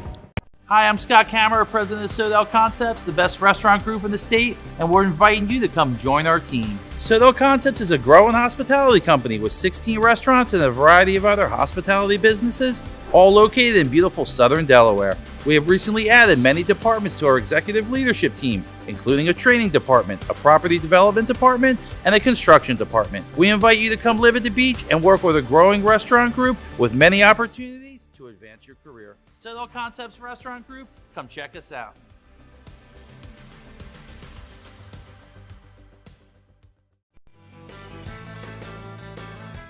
Welcome to Surf Bagel. Surf Bagel has served the community in Delaware for over 20 years, providing fresh, hot bagels, breakfast sandwiches, lunch sandwiches, wraps, salads, local coffee and smoothies, and our iconic merch. Welcome to Surf Bagel. We're stoked to serve you. Welcome to Surf Bagel. Hi, I'm Scott Kammerer. We're back here at Odessa High School, Duck Stadium at the half. Glenn Frazier alongside Pat Gariantes. Nick Halliday down on the field camera. And up top, Chris Hollywood Widener doing the work for us. As right now he's showing you the marching band of Odessa High out on the field. Let's update you on some scores we have around the state. First off, last night it was St. E's 43, Christiana 12. We have a third quarter score. Smyrna leads Dover 28-7. That's 28 unanswered points for the Smyrna Eagles. Other scores we have in the first quarter, Cape 21, Cesar Rodney nothing. Polytech leading Conrad at the half 12-0. In the second quarter, Delmar and Sussex Tech tied at 7-all. Woodbridge leads Wilmington Friends 21-0 at the half. And last we heard it was Salesianum 6, Appoquinimink nothing in the second quarter of that one. And the Wilmington Friends of Woodbridge game is Benny Mitchell and the Southern crew. They will also have a game tomorrow, as they will have the Laurel game hosting the Milford Buccaneers. Our score at the half, 14-0 in favor of Howard. And those halftime scores are brought to you by Dover Federal Credit Union, voted an 8-time First State Favorite Credit Union. You can bank with a winner when you choose Dover Federal Credit Union. All right, unofficial stats for the first half in this one. Isaiah Melton, 40 yards on the ground. Beelan, 15. He had one stretch, Pat, where he ran the ball 4 consecutive times for negative yardage. So it was almost like Howard made the adjustments on the fly and figured out the new formation from head coach Nick DeGotti. They did, and they were. It really started up front. You really started to see pressures up front by that defensive front. Cesar Thomas had made some plays, and Amir Madry was playing with his hair on fire in that first half. And he was shooting the gaps as well. They started to figure out, like you said, Glenn, this single wing approach that the guy he's going with, and really kind of sealed the deal there after an impressive opening drive by the Odessa offense. Yeah, they got all the way down to the 1-yard line, and then that holding call brought it back, and then a couple of miscommunications on the snap between the long snapper and the Wildcat running back. And, that pushed it back almost to midfield when they were at the 1-yard line. And they really haven't threatened since then. Madry, the leading ground gainer for Howard in the first half, nearly 50 yards on the ground for him. Of course, he scored the 4-yard touchdown with just 13 seconds to go in the half. Greer ran in the 2-point conversion to put the score at 14-0. Greer actually scored the first points of the game early in the second quarter on yet another 4-yard run, and that time the conversion failed. That's where we are, 14-0. 1 for 2 passing for Jamison Bryant for 30 yards, and he connected on that pass to number 6, Jaden Jones. And 1 pass completion for Zakeeb Williams for the Odessa Ducks. That was an 8-yarder, and that was to number 13 for Odessa, and that was Elijah Starkey on the reception. So that's where we stand. I think it was a really good stand in there a while for Odessa, as they had 2 sacks in a row on consecutive plays, and they forced the punt. But again, that big fumble, the only turnover of the game, and it cost Odessa late in the half. It did, and it's tough sledding against this Howard defense. They've figured some things out, and we'll see. I mean, Coach DeGotti, he talked to you there, Glenn. He said he wants to see some will and some grit from his team. So, he's probably in there getting into his team a little bit. Let's see what kind of energy they come out with. Like you said, playoff hopes on the line here. They're trying to earn this program into a playoff team here at this 2A class. Right. And that's a challenge. So he's challenging his team. Let's see what kind of energy they come out with here in the second half. This is the first district game, I believe, for both teams. Oh no, I think Howard has won. I think they're 1-0, 3-3 overall. But this is the first district game for Odessa, so very important for both teams. I'll tell you what, let's step aside again for a few minutes. We'll be back with the start of the second half of this 2A matchup right after these messages on Delaware Live, powered by 302 Sports. Hi, I'm Scott Kammerer from Soto Concepts. Today we're at Fish On in the Villages of 5 Points. Come check us out.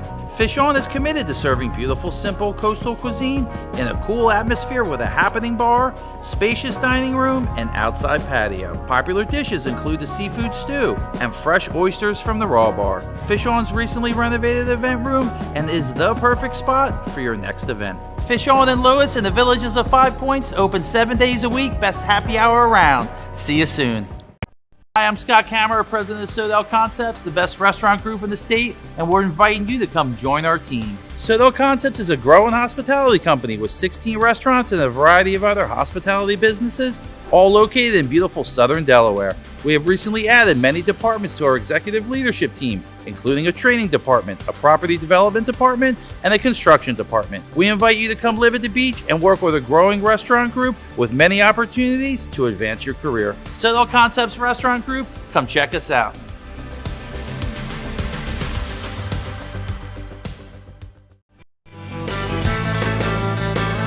Welcome to Surf Bagel.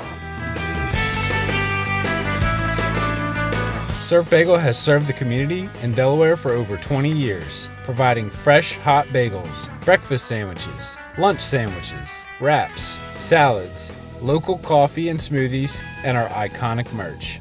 Welcome to Surf Bagel. We're stoked to serve you. Welcome to Surf Bagel. Hi, I'm Scott Kammerer from Sodal Concepts. Today we're at Lupo Italian Kitchen in downtown Rehoboth Beach. Come check us out. Located inside the Hotel Rehoboth, Lupo serves coastal Italian cuisine with fresh pasta made in-house daily. Lupo features plenty of unique craft cocktails and an extensive award-winning all-Italian wine list. Popular dishes include lobster bucatini, veal meatballs, grilled swordfish, and eggplant parmesan. Lupo Italian Kitchen on Rehoboth Avenue, serving happy hour daily and dinner 7 days a week. See you soon. The things that matter most happen right in our own backyard. Our neighbors, our schools, the places we go, and the people we know. And now there's one news outlet where our story is told. Delaware Live. Locally owned, community-based news. Free to every reader, because Delaware's future belongs to all of us. Quality journalism we can trust to help us take on the day. Delaware Live. Our state, our news, our home.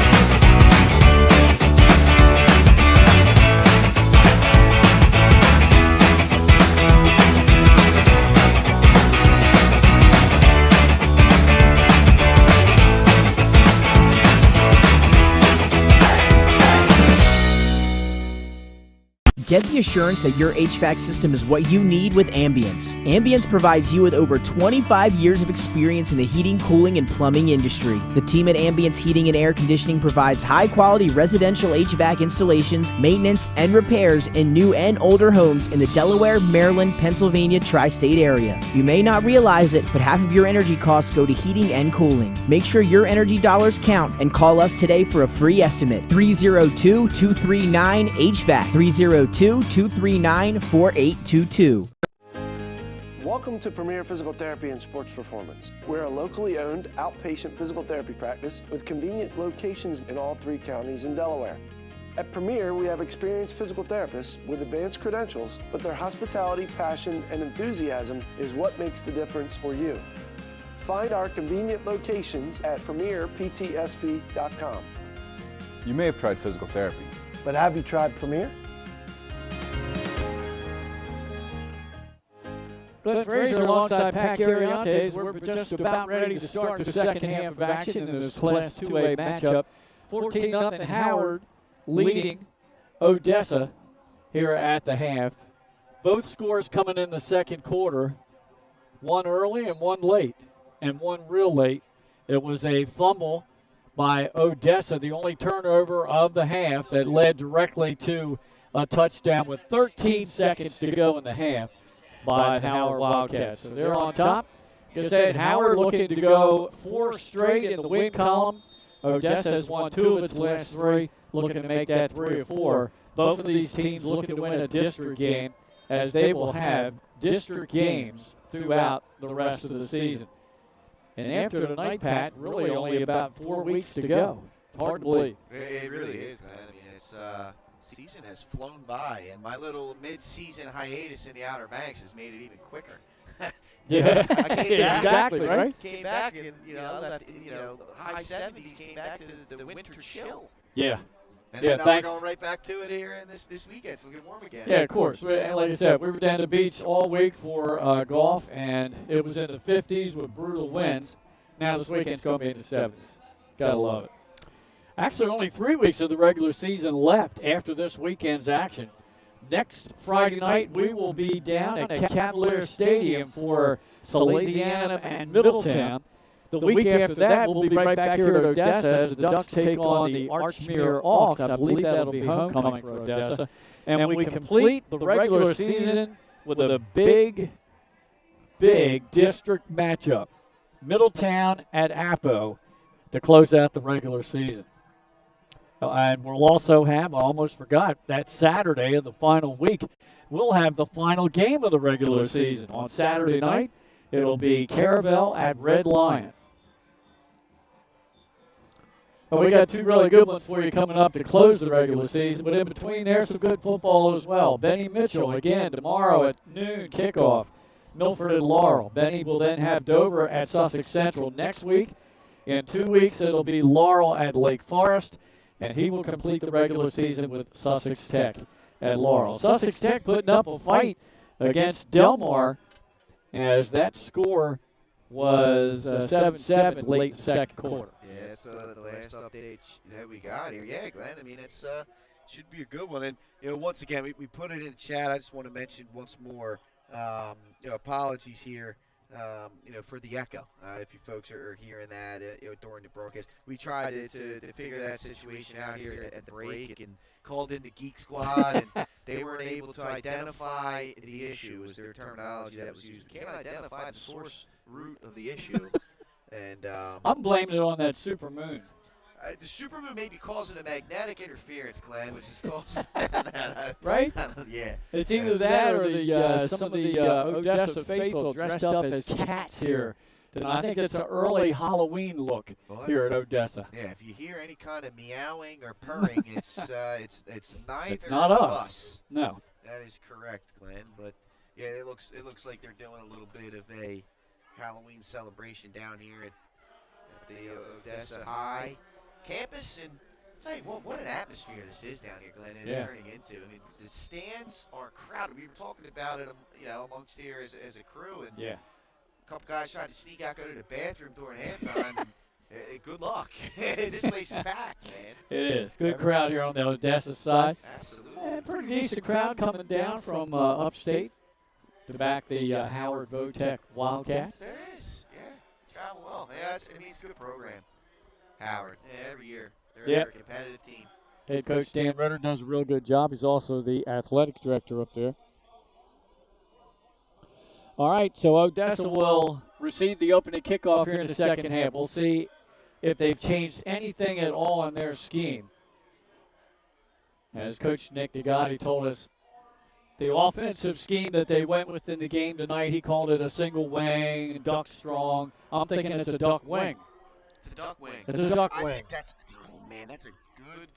good one. I should have asked him What that. was for any of my fellow millennials out there? There was a DuckTales, obviously, was a great show, but there was a superhero version. Oh, and my. Was his name Duckwing? No, I don't think it was duck wing. But you know what I'm talking about, Glenn? I know. That was a lame movie, brother. Yeah, what was it? I think it was. All right, here we go. Start the second half.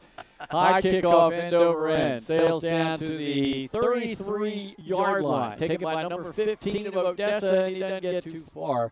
On the return for the Ducks, it was Logan Heisey, a sophomore.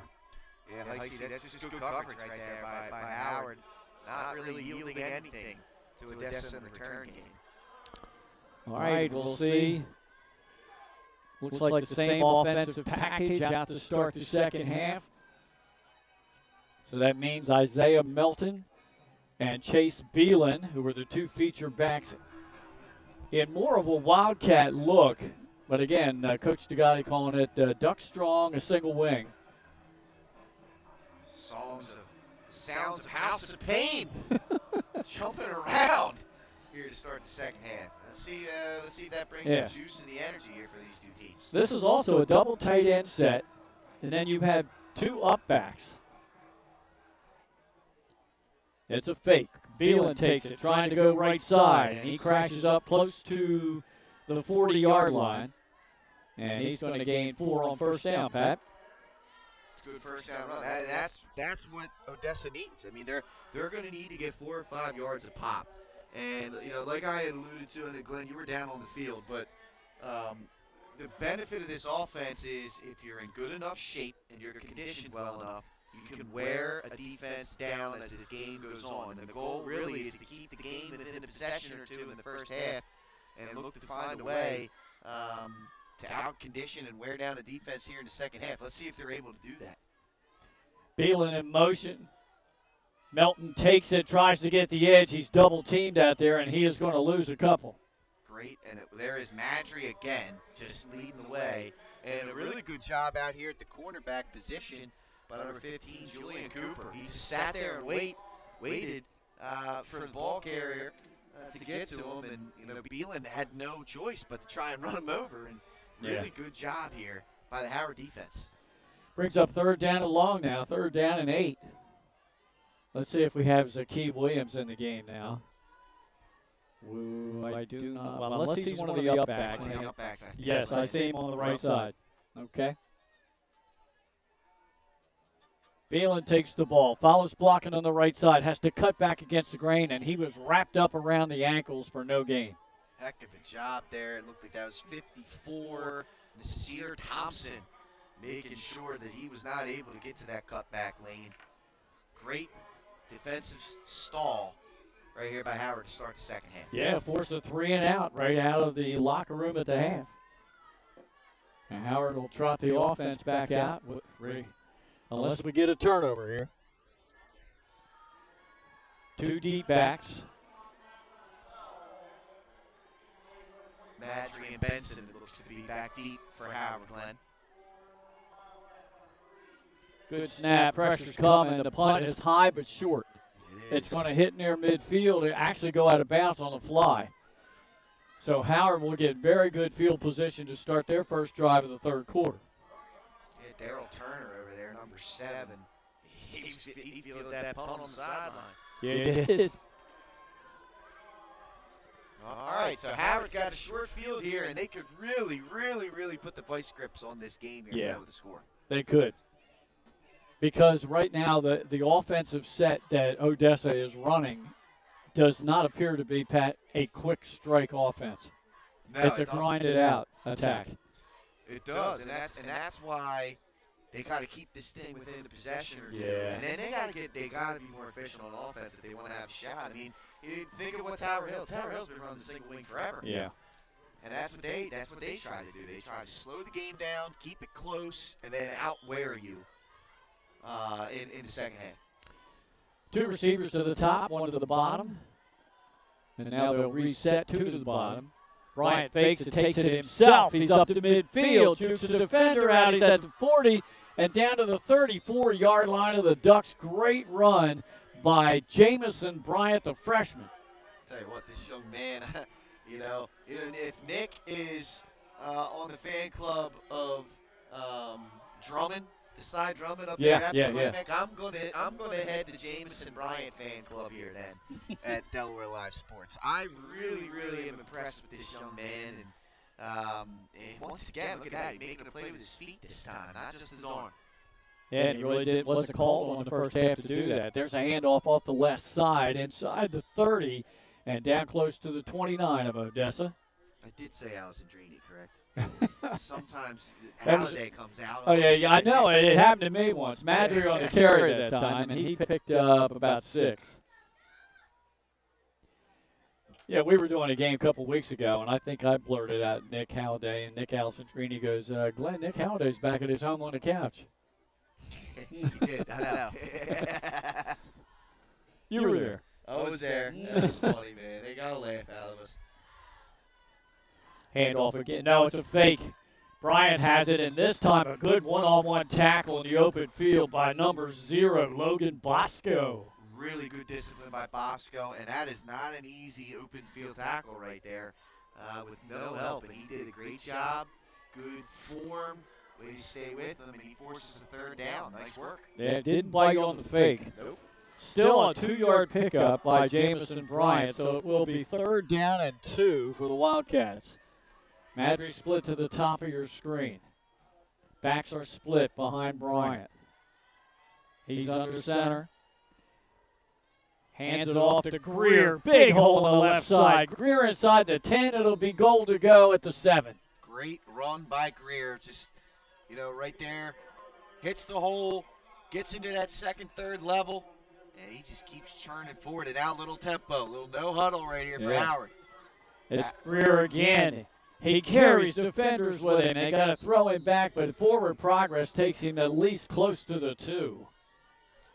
And again, they're just, we talked about Odessa having to try and ground and pound and wear the defense down. That's exactly what Howard has been doing in this one, Glenn. They've been run heavy as well. I'm impressed with Howard's offense. They've got a nice balance.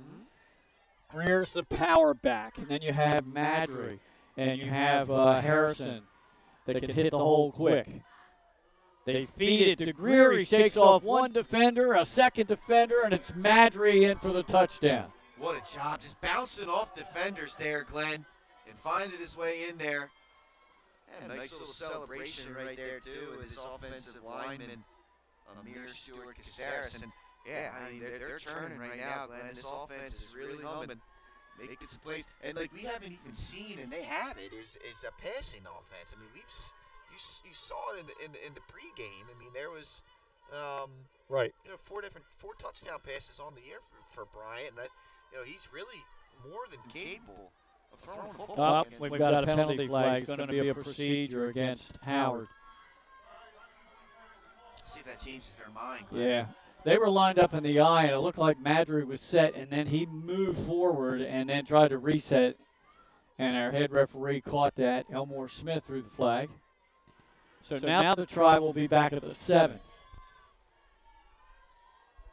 They are 1 for 2 on the conversion runs. This may turn it into a pass instead of a run here. It's possible. And now we have a timeout on the field. Is that a sideline warning on Odessa? Looks like it is, Glenn. Push him back, shove him back, way back. That was an old cheerleader cheer back in the day. Back in the day. But that's what the ref looked like.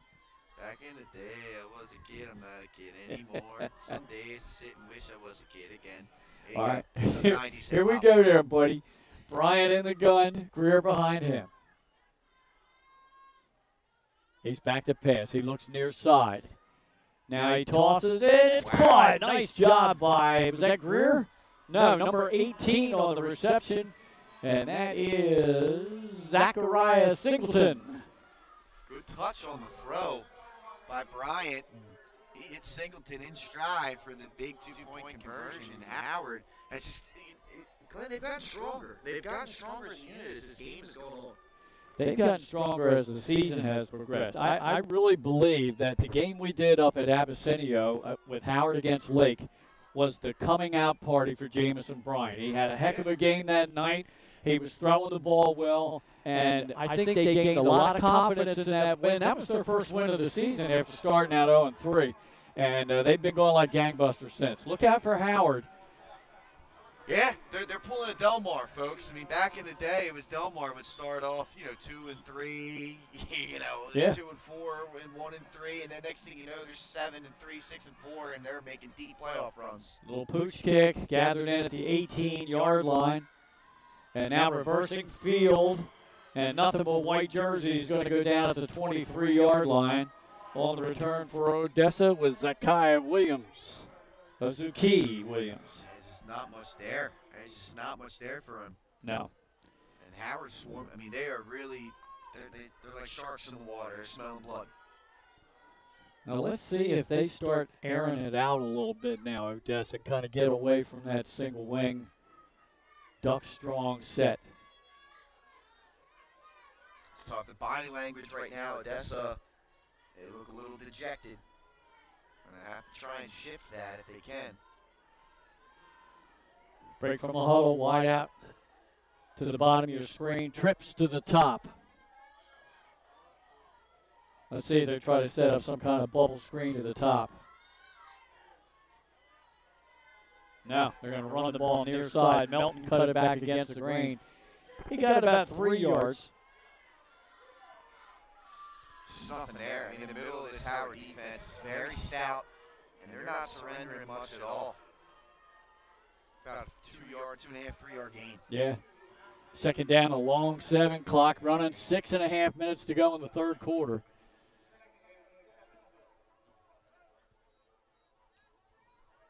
Again, wide out split to the bottom of your screen. And trips to the top. Melton and Beelan. No, it's Williams. Williams rolls right. Look to pass. He's going to tuck and run. Oh, boy, he got bulldozed. What a hit right there. What was that? It looks like it was 32. Willie Williams. My Lord, the sophomore. Wow. The sophomore. Wow. Still got a yard gain, but Williams paid for it. Yeah, he did. Looked like he was wrapped up low, and then all of a sudden Willie Williams came in and hit him high and just bent him back. Finished him off for sure. Well, I tell you what, Pat, we had some hard hits in our two-way game last Saturday between Red Lion and DMA. Maybe the hardest of which was on a fake field goal. Oh, my gosh, what a hit. It was a legal hit right at the sideline on the kicker on a fake. In the backfield, eluding him. Melton tried to throw, and he just couldn't really get any time to set his feet and get rid of it. It's tough, and when you practice at the running back position all year, the footwork and everything, it's not easy to play quarterback, folks. It's not. I know that, some people think, well, if you can throw the football far, you can play quarterback. There is intricacies, footwork, and everything else that's involved in it. And especially trying to throw the football on the run, rolling out to your non-dominant throwing side. Yeah. There's a lot of technique involved in that. That's not an easy throw to make. And right now the Ducks just, with the lack of passing game, Howard's just teeing off and playing up close. They're just playing short. And we got a score at halftime now. Salesianum leading Apo 6-0 up at Abyssinia. And our good friend Marty Sheehan from the Delaware High School football pod said the first half was an absolute mess. Penalties galore, turnovers, missed assignments in the first half of that game between the Jags and the Sows. And we had a game a few weeks ago with Salesianum Smyrna. Salesianum committed 180 yards and penalties in that game, and that was more than Smyrna gained offensively. Yeah, it's true. And, that's one of those, we'll see what happens in the second half up there at Abyssinia, but the special Power 5 conference head football coach in attendance for that one, James Franklin of Penn State, is in attendance. Don't think for 1 second those kids don't know that. Yeah. Yep. Got another score for you at the half. Cape Penelope shutting out Cesar Rodney 28-0. Final score, Smyrna 28, Dover 7. So Dover scored first, and Smyrna came back with 4 unanswered touchdowns to win that one. Wow. Obviously, Jasir Rogers, he's got the commit right now to Penn State. Low snap. They're going to fake it. They're faking it. There's the pass out in the flat. And, I think he got knocked out of bounds shy of the first. I think he did, too. What an individual effort. Who was that over there that made the play? That was a heck of a job. I think that was, once again, Enzo Boney threw the pass to Carter Cromartie. I think that was Greer, actually, that made the tackle. 23. It's either Greer or it was Willie Williams again. One of the two. Yeah. What a job right there, man. I like it from Odessa. Yeah. You gotta try things like that. But what a stop. So they just came up shy. And they turn it over on downs. Bryant has the receivers 2 by 2. Harrison in the backfield with him. Throwing the near flat. It's complete. Gets a block down this hash line all the way down to the 5. It'll be goal to go on the reception. Number 2, Isaiah Farrell, the junior.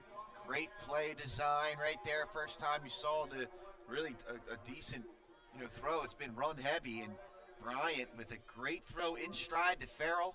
He had a blocker out in front, made one cut, and got down inside the 5. Wonderful job. 28-yard pass play, first to goal from the 5. Handoff to, it's Harrison, and he scoots right into the end zone untouched. And that extends the lead out to 28-0 for the Howard Wildcats. Yeah, they're grooving right now, Glenn. Everything's working for them. They've come out here in the second half, and there are no struggles right now for Howard. Wonderful job by the Wildcats here tonight. An impressive game. And like you said, Glenn, I feel like we were there for the turning point. Right? I think so. I think you might have been right at that late game. Because like we said, we used Lake as a measuring stick. Both teams played a close game with Lake. Well, they really spread the field here. 4 wideouts in this set, and they're going to go fake and keeping it himself as Bryant into the end zone to extend that lead out now, Pat, to 30-0. He's a good ball player, folks. This kid's a good ball player, and he's only going to get more comfortable as the season goes on there as a freshman. And this has been fun, Glenn, to watch them.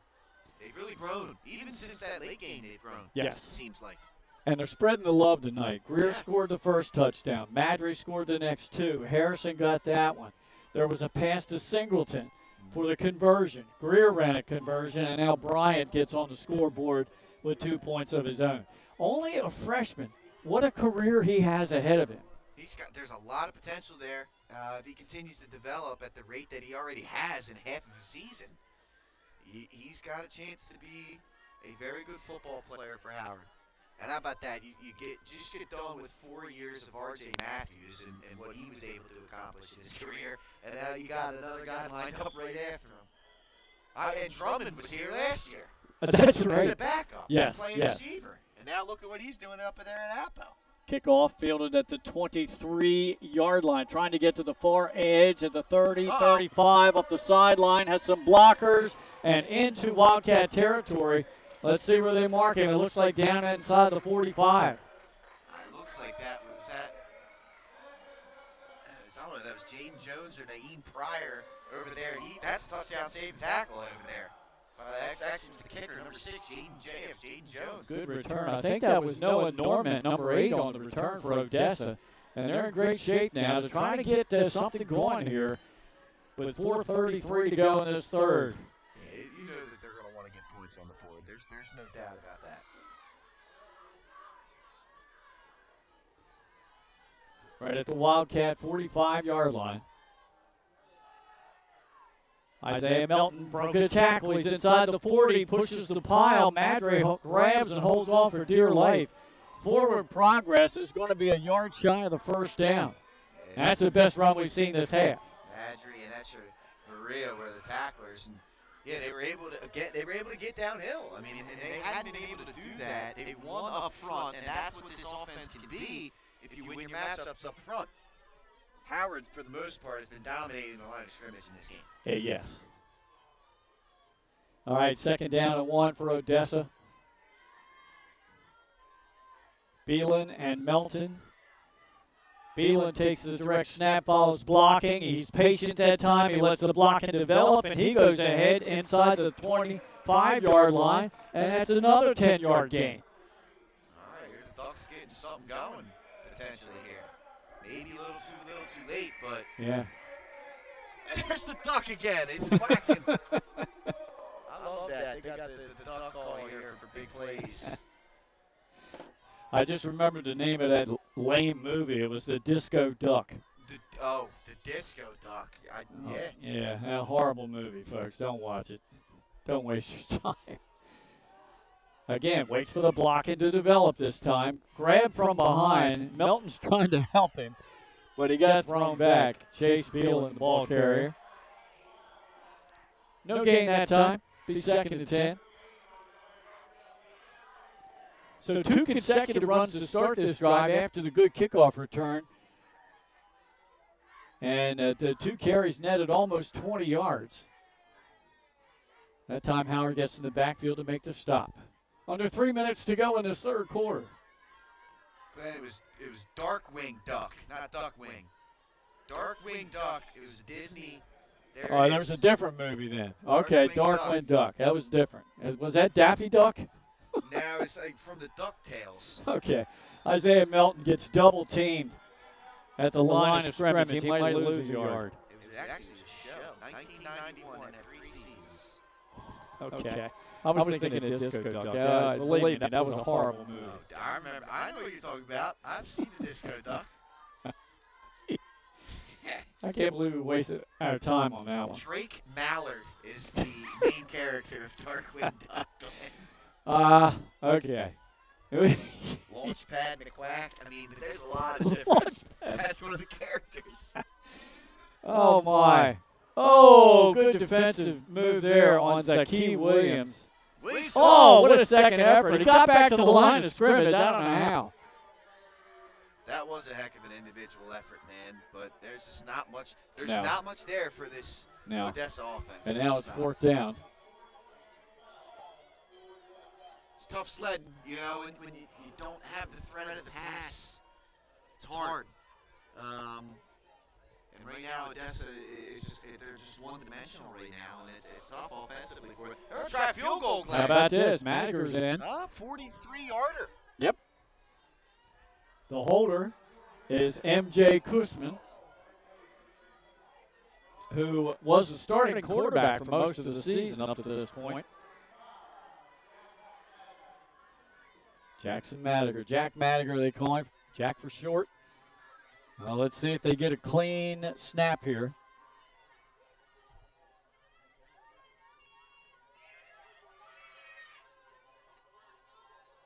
There's a snap. It's good. Placement's down. The kick is on the way, and it's short and wide left. So 43 attempt is no good. Madiger now 3 of 5 on the season in the field goal department. Stops the clock, Pat, with just under 44 seconds to go in the third. And Howard has this one well at hand, 30-0.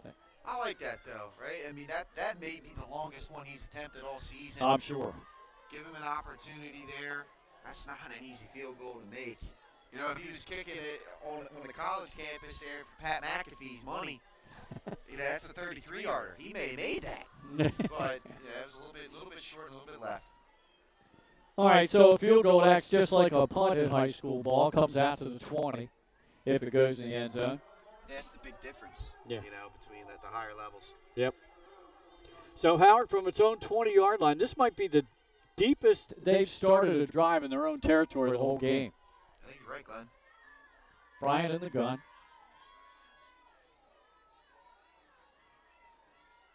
Pump fake.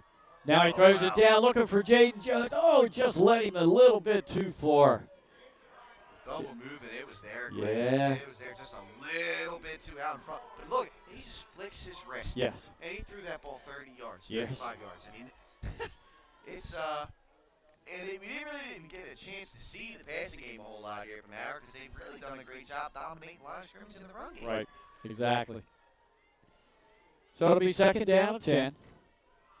Still time to go here in this third quarter. Receivers are 2 by 2. Greer alongside Jameson Bryant in the backfield. In the gun, gives it to Greer, hit it at the line, got it across the 20 to about the 23-yard line. And it'll bring up 3rd down and 7. If they snap it, they might just let the clock run out. Yeah, they probably will, Glenn, and take this one to the 4th quarter. It's been impressive here from the Wildcats. It sure has. 2 touchdowns in the second quarter, 2 touchdowns in the third quarter.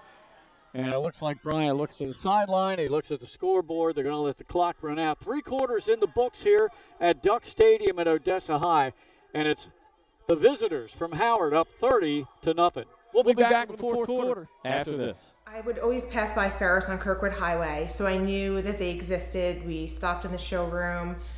We just clicked, like from day one. They did a total kitchen renovation for us. Ferris was so organized. They were on top of everything from day one. Always here when they said they would be, always on time, kept to the schedule. The level of comfort speaking to everyone that works at Ferris, they were just super friendly, easy to talk to. It was like they were friends, not, you know, people coming to work on our kitchen. The room is totally transformed from what it used to look like. To have all this seating now and the big table, the bench seats, it's great. I love coming home and just walking through the laundry room into the kitchen every day. It was just a great experience. We love Ferris. I would always pass by Ferris on Kirkwood Highway, so I knew that they existed. We stopped in the showroom. We just clicked. Welcome back here to Duck Stadium. Back here is Glenn Frazier reminiscing about old Duck programming back in the day. Yeah. But the Ducks find themselves on the short end right now, 30-0. I want to thank head coach Nick DeGotti for stopping by, taking some time to talk with us as he was headed into the locker room at halftime.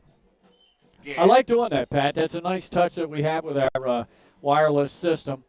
And that's the second time we've tried it. And actually, DeGotti's the one that asked for it. He requested a halftime interview after he saw the one we did with Coach Timpson of Apo. That's a good opportunity to kind of, dig into these coaches' perspectives in game, right? Because obviously you can kind of script an answer pre-game, when we post or after a game, but in the middle of the game, to get their perspective and what their thought processes are. It's really nice, and we appreciate their availability as well. All right, Bryant completes a pass out to Isaiah Farrell, the junior, to start the fourth quarter, and I believe he got the first down. He did, and got out of bounds as well. Hey, you can see it's almost as if Howard just wants to work on their passing game. Yeah. They haven't really. The game script was very run heavy. Yeah. In the first, 2.5 quarters, and feel like you're starting to see them be like, okay, well, let's work a little bit on our passing game here. Make sure we stay sharp. Bryant 3 out of 5 now unofficially in the game. 2 of those connections were to Farrell. Handoff up the middle, hit from behind. I believe that was Madre. And then he ran into a line of Odessa Ducks. No gain. Yeah, nothing doing. Good job by that Duck defensive front up front. Clock running now. 11:30 to go in this football game.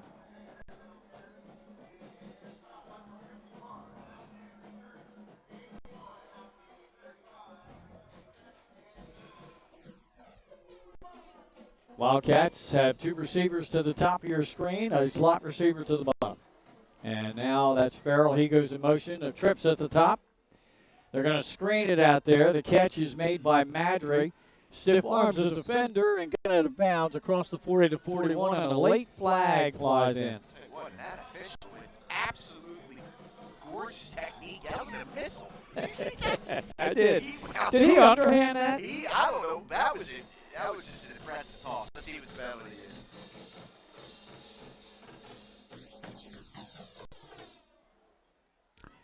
Okay, here's our white hat, the referee, Elmore Smith. Face mask, they'll tack it on.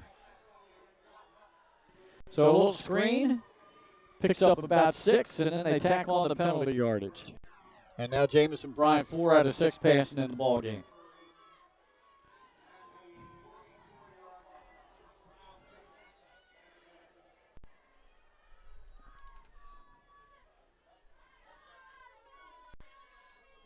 Yeah, this is great positioning here for Howard to try and close this one out.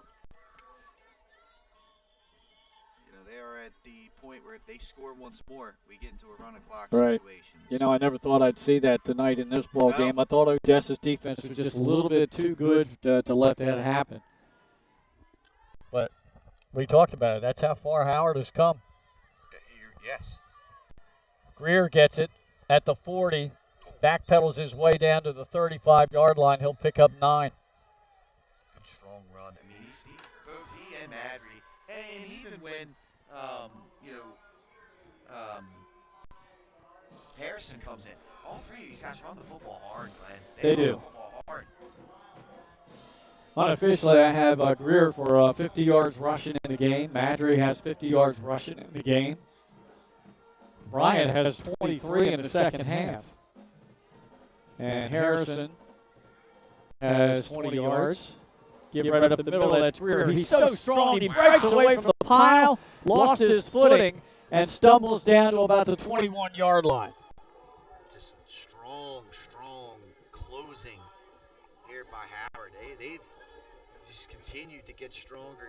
Glenn, you talked about it. This game's kind of like a microcosm of their season so far, right? They just continue to get better as this game goes on. Fresh set of downs for the Howard Wildcats at the 21 of the Ducks. Jamison Bryant in the gun. Pulls it out from Greer, and he is met right at the line by the Odessa Duck, number 2, the linebacker, Isaiah Melton. Yeah, great work by Melton. And there it is. You win the line of scrimmage, you win the play most times. And that time Odessa was able to win the line of scrimmage and the tackle for loss. That's Melton's 5th TFL of the season. And coming into the game tonight, he led the team with over 51 tackles. 2-yard loss. Nice job of assignment football by Melton that time, not biting on the fake. High formation this time. And second back through, that's Madry. He got past one defender, but not the pile. Minimal gain of about 2, Pat. Looked like he may have jumbled the football there and had to secure it a little bit. Was able to. You go 3rd down and long. So Odessa trying to preserve from the running clock here. Yeah. And this is a huge play for them. Yeah, and hopefully get off the field and see if they can't put points on the board. Correct.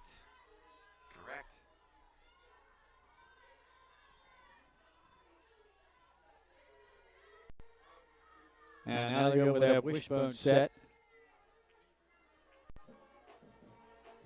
Bryant fakes it to the left, fakes it to the right, throws it in the center, and underthrew it incomplete.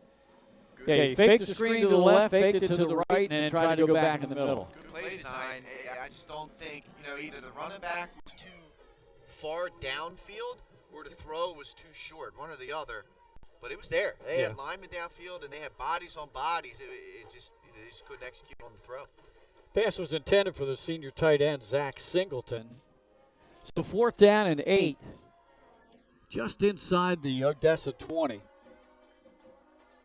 And we might have to have a timeout. Yeah, I see Dan Ritter trying to motion to the side judge and now the head referee. That is the second timeout taken, the first timeout taken by Dan Ritter. So both teams have 2 remaining. Stops the clock with 8:05 to go in this one. And Patty, it's always a difficult choice for our player of the game post-game interview to wear the DE 302 Bling Bling Award that we have. But I think we've decided, unless something happens in the final 8 minutes, that it'd be two-way player Amir Madry. And two-way player is the correct way to describe this young man here tonight. He was great, not only on the ground, but as a linebacker. He had at least 3 or 4 tackles for loss. He had a couple tackles in special teams as well. Obviously, was the leading rusher for them today, if I'm not mistaken. And he's been all over the field here in every facet of the game. So I think that's a tremendous choice here to get down there and wear the 302 chain. Polytech now leading Conrad 24-8 in the 4th quarter. That's scoring update brought to you by Dover Federal Credit Union. And no further updates on any of the other games. Got another field goal attempt here, Glenn. Yeah, that was a long one.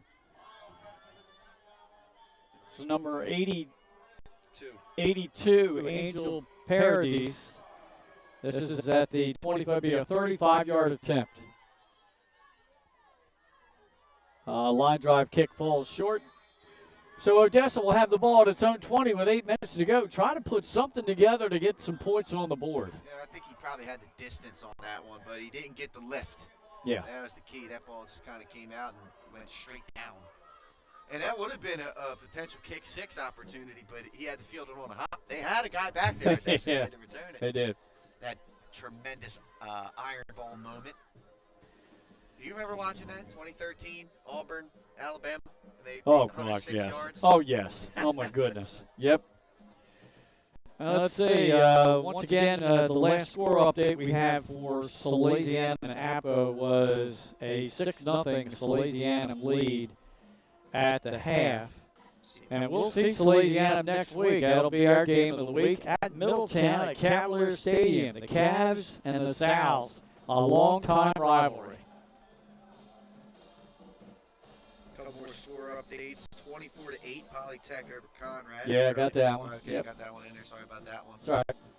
Well, look at this alignment. They're going to go quick, but still swinging gate. Yeah.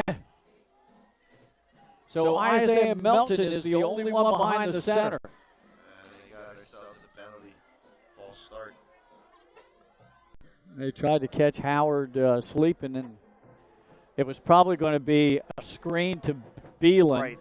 Right at the top of the field. That's what I'm thinking too. It reminds me of that the Cowboys tried to run this on the 4th down. Remember? They had Ezekiel Elliott snap it directly to the punter. It was the punter back there. Yeah, yeah. Oh man, that was a laughable moment. only the Cowboys would do something like that. All right, they're going to try it again. So Isaiah Melton. And now I think they got a flag again. I think it's an illegal formation. I think it's what's going on. I think we're seeing an illegal formation, and it's a complex play here they're trying to run. So it was first down. And, well, now they placed the ball back down. Or is there too many men on the field? I don't know what's going on. There's a lot going on. Now they're going to change up personnel. Oh, they waved the flag off. Okay, so it remains first down at 15. The ball back at the 15-yard line. Well, appreciate the creativity there. Yeah. Coach Gotti. He's trying to give his team some kind of spark here to close this game out. Right. All right, so we're going to go back to the single wing. Duck strong. Penalty. Phelan.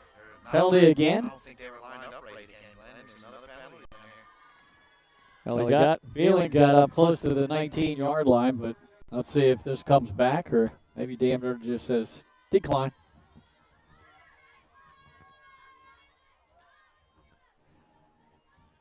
Yeah, procedure again.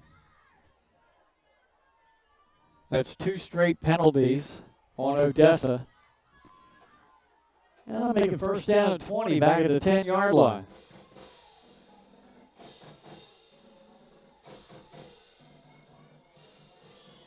We had a couple of plays last Saturday night in that Red Line DMA game where we ended up with, I think somebody had like first down and about 30 or 40 yards to go, and it was like we were starting to pick out neighborhood roads. You have to. I think we had Helen. I said Helen sausage earlier. That's down in Smyrna, but Yeah. Phelan on the carry that time. He got some of that penalty yardage back to the 16-yard line. They pointed south. Ducks fly south for the winner. Yes. Man. There you go. There you go. There you go. Yep. So actually, yeah, Townsend's in that direction. The way they're headed. They're heading south. Yeah, they're headed towards Townsend. Like Zach Bryan. 6-yard pickup there.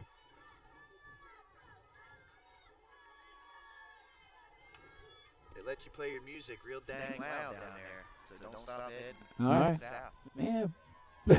Second down, 13 play. Phelan again. Trying to find some room. Not a whole lot there. Looked like the old number 56 right there to meeting. That's Mary Stewart, the junior D tackle. Great work. He's been good up front as well. You've called his name out a handful of different times here today, Glenn, and I'm sure there's probably a few others where we just didn't quite see him make the play. I mean, that defensive front for Howard, they got size. They got they got some speed up there. It's an impressive group, and they're really starting to come together. I know we probably sound like a broken clock continuing to say it, but it can't be said enough. With the program is really kind of transformed their season. Trips to the top of your screen, a lone receiver to the bottom. Williams will roll to the top. He's being chased from behind by Madry, and Madry pulls him down from behind. Young man's been all over the field, and he continues. It looks like they had a little discomfort here. They landed on top.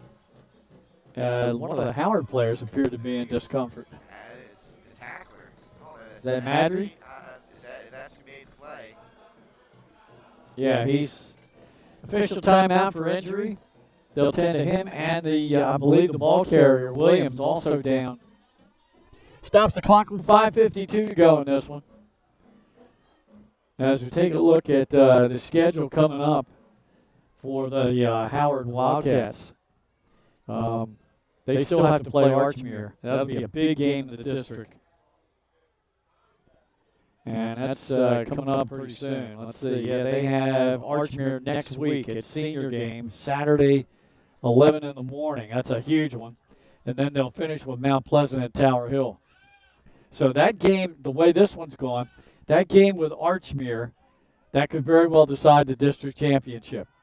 And that's the automatic spot in the tournament. Wow. There's a lot of playoff implications that'll be coming up here in the next couple of weeks, Len. It's going to be exciting to watch.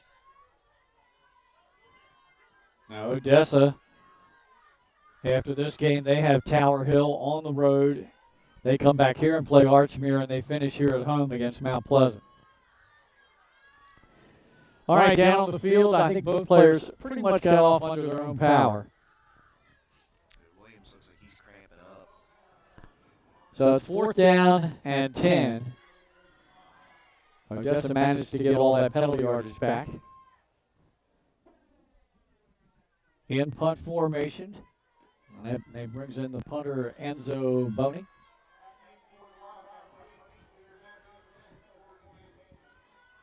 Madry back here in midfield awaiting the punt. He's dangerous.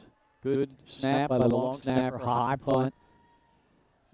It's, touched by one of the upbacks, and who covered it up? Tell you what, that's really good hands down there. It looks like that was number 15, Julian Cooper, that fell on it for Howard, preserving. You're right. He comes away with the ball. And I tell you, number 12 for Odessa had a shot there at it, and that was M.J. Koosman. Yeah, he was right there. It's tough, man. That ball's out there. It's tough to get your hands on it. 5:10 to go. Howard gets the ball back. I'd be surprised, really, if they don't just keep the ball on the ground and run the clock, really, at this point. Yeah, I wouldn't be surprised either. 5:10 to go. You're up by 4 scores here. Once again, we had a final earlier. Smyrna beating Dover 28-7. Timeout, Howard. And timeout by the Wildcats, so they'll have one left. Odessa has 2. As we keep it right here, let's run down the scores we have for you again. So Cape leads Caesarati 28-0. I believe that's at the half now. Dover scored first tonight to go up 7-0, and then Smyrna came back with 4 unanswered touchdowns, 28-7. They get the win. Tatnall was leading AI DuPont rather easily. 24-8, Polytech leading Conrad late in the game. Delmar and Sussex Tech tied at 7. Last we heard at half. And also at the half was the last score we had on Benny Mitchell and his Cruise game. Woodbridge leading Wilmington Friends 21-0. And got a new update. Okay. Here, sorry, new update from our own Mike Lang. He's up there at Abyssinia Stadium. South just tacked on another score. 13-0, 6:31 to go. Aiden Lego in from about 2 yards out. Okay. Thanks for that, Mike. Down on the field, by formation, Brian under center. Pitch out, run a sweep to the far side with Harrison. Cuts it back, he's hit as he falls across the 40-yard line. I'm telling you, at least from this perspective, it looks like Harrison has had a couple of opportunities to break one to the sideline and use his speed, and he's cut back into traffic about 3 or 4 times. Again there, it looked like he had a chance to break that thing out. Nonetheless, it's a positive 5-6 yard gain on first down. And his first official carry here in the second half.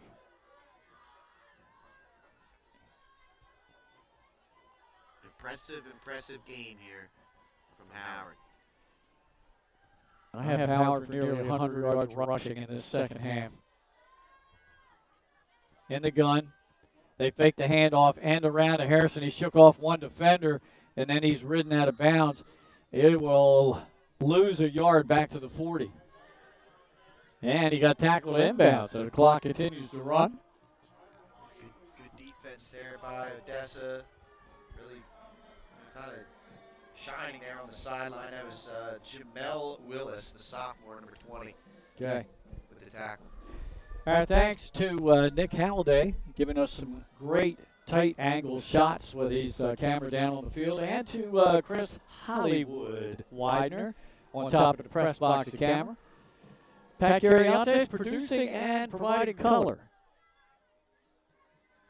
Late handoff. Harrison shakes off one defender, breaks down to the 30, the 25-yard line, and near the 24 for a first down.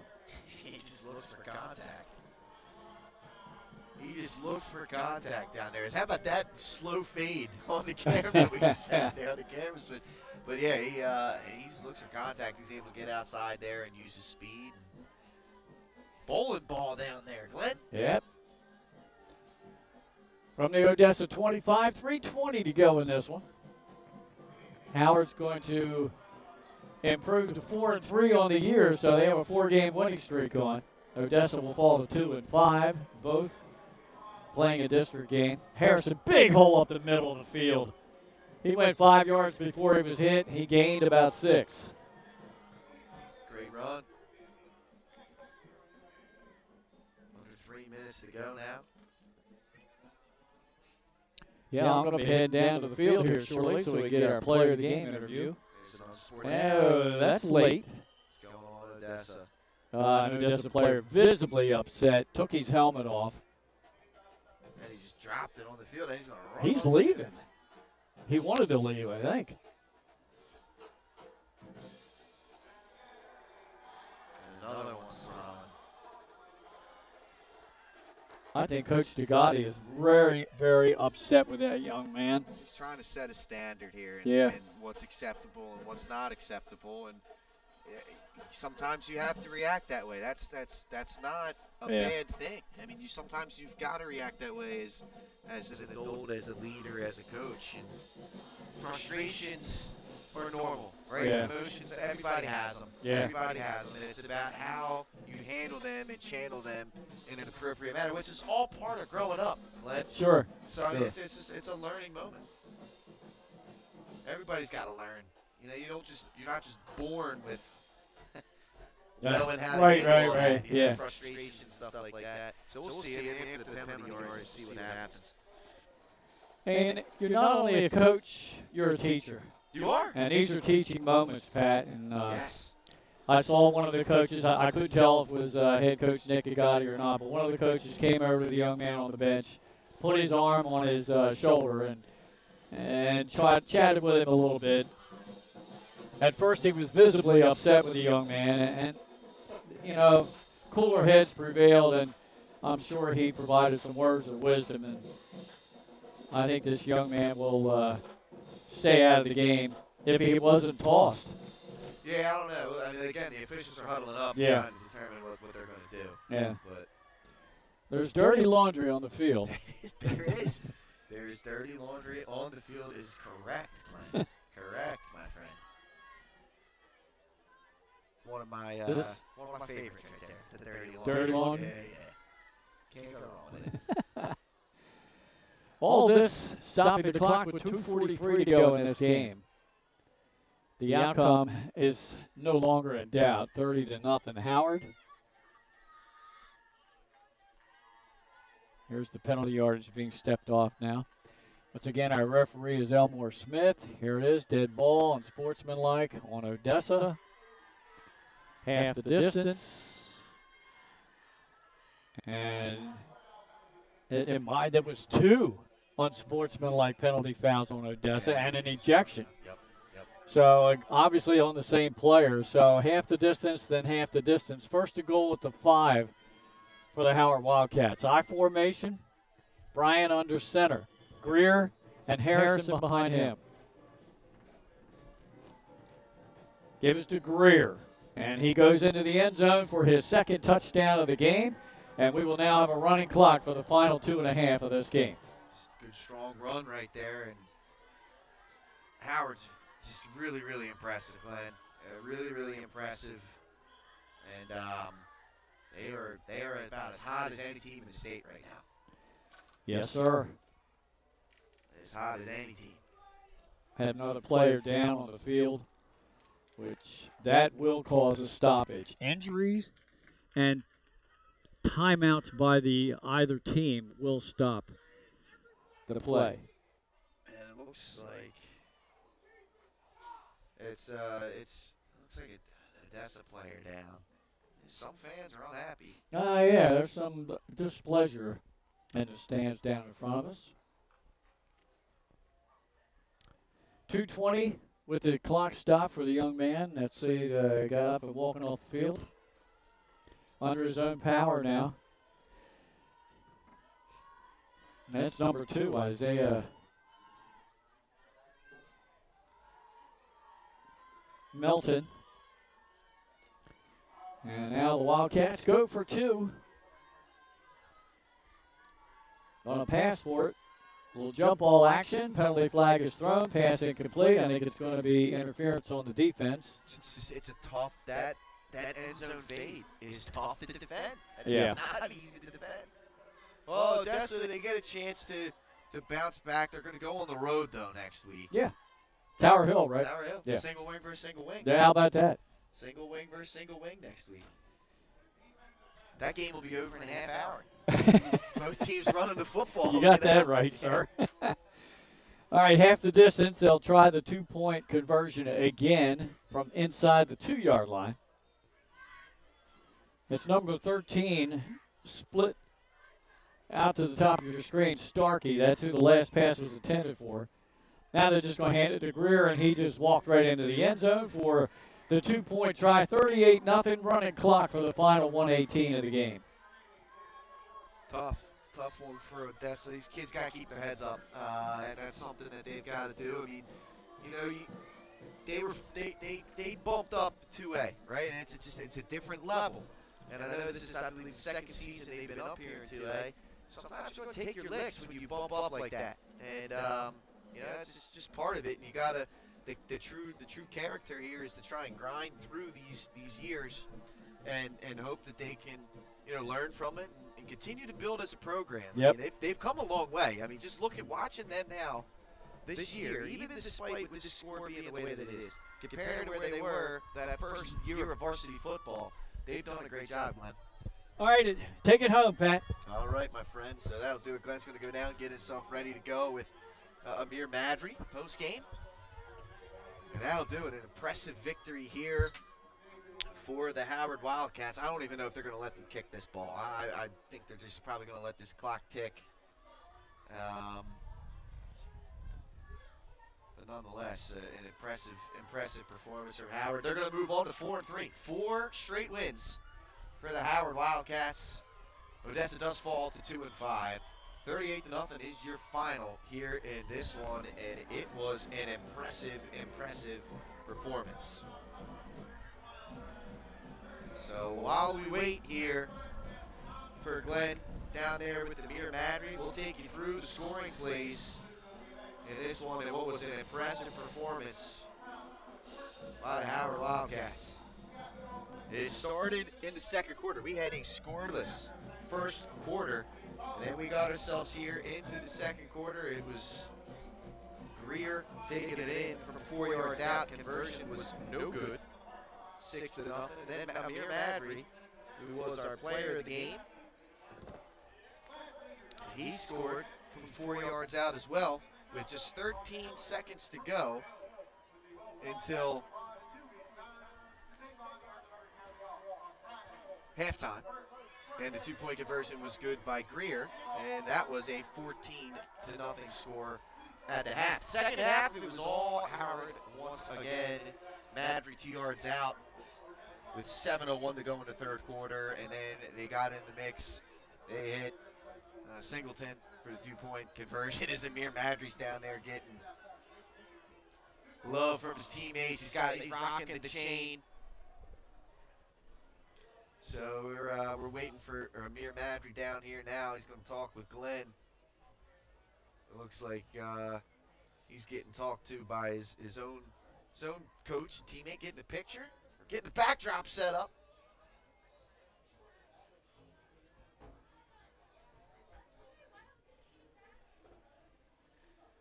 So as we said, Madry scored the first touchdown in the second half. It was a 2-yard run. Singleton on the catch from Bryant for the 2-point conversion. And then 4:42 to go.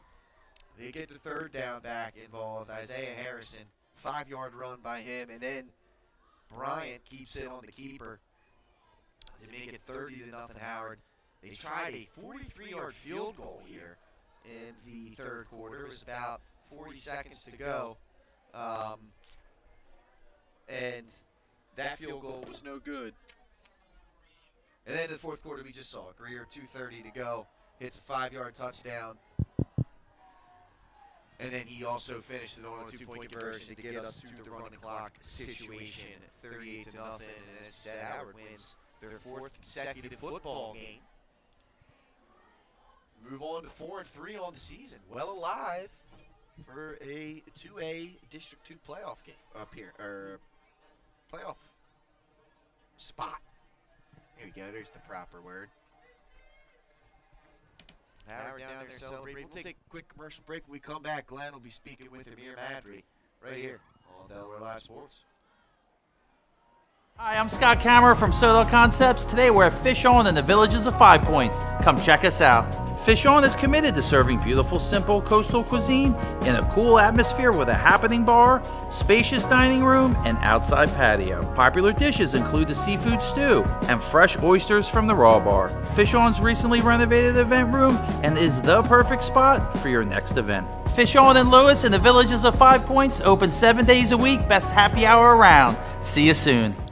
Hi, I'm Scott Kammerer, president of Soto Concepts, the best restaurant group in the state, and we're inviting you to come join our team. Soto Concepts is a growing hospitality company with 16 restaurants and a variety of other hospitality businesses, all located in beautiful southern Delaware. We have recently added many departments to our executive leadership team, including a training department, a property development department, and a construction department. We invite you to come live at the beach and work with a growing restaurant group with many opportunities to advance your career. Soto Concepts Restaurant Group, come check us out.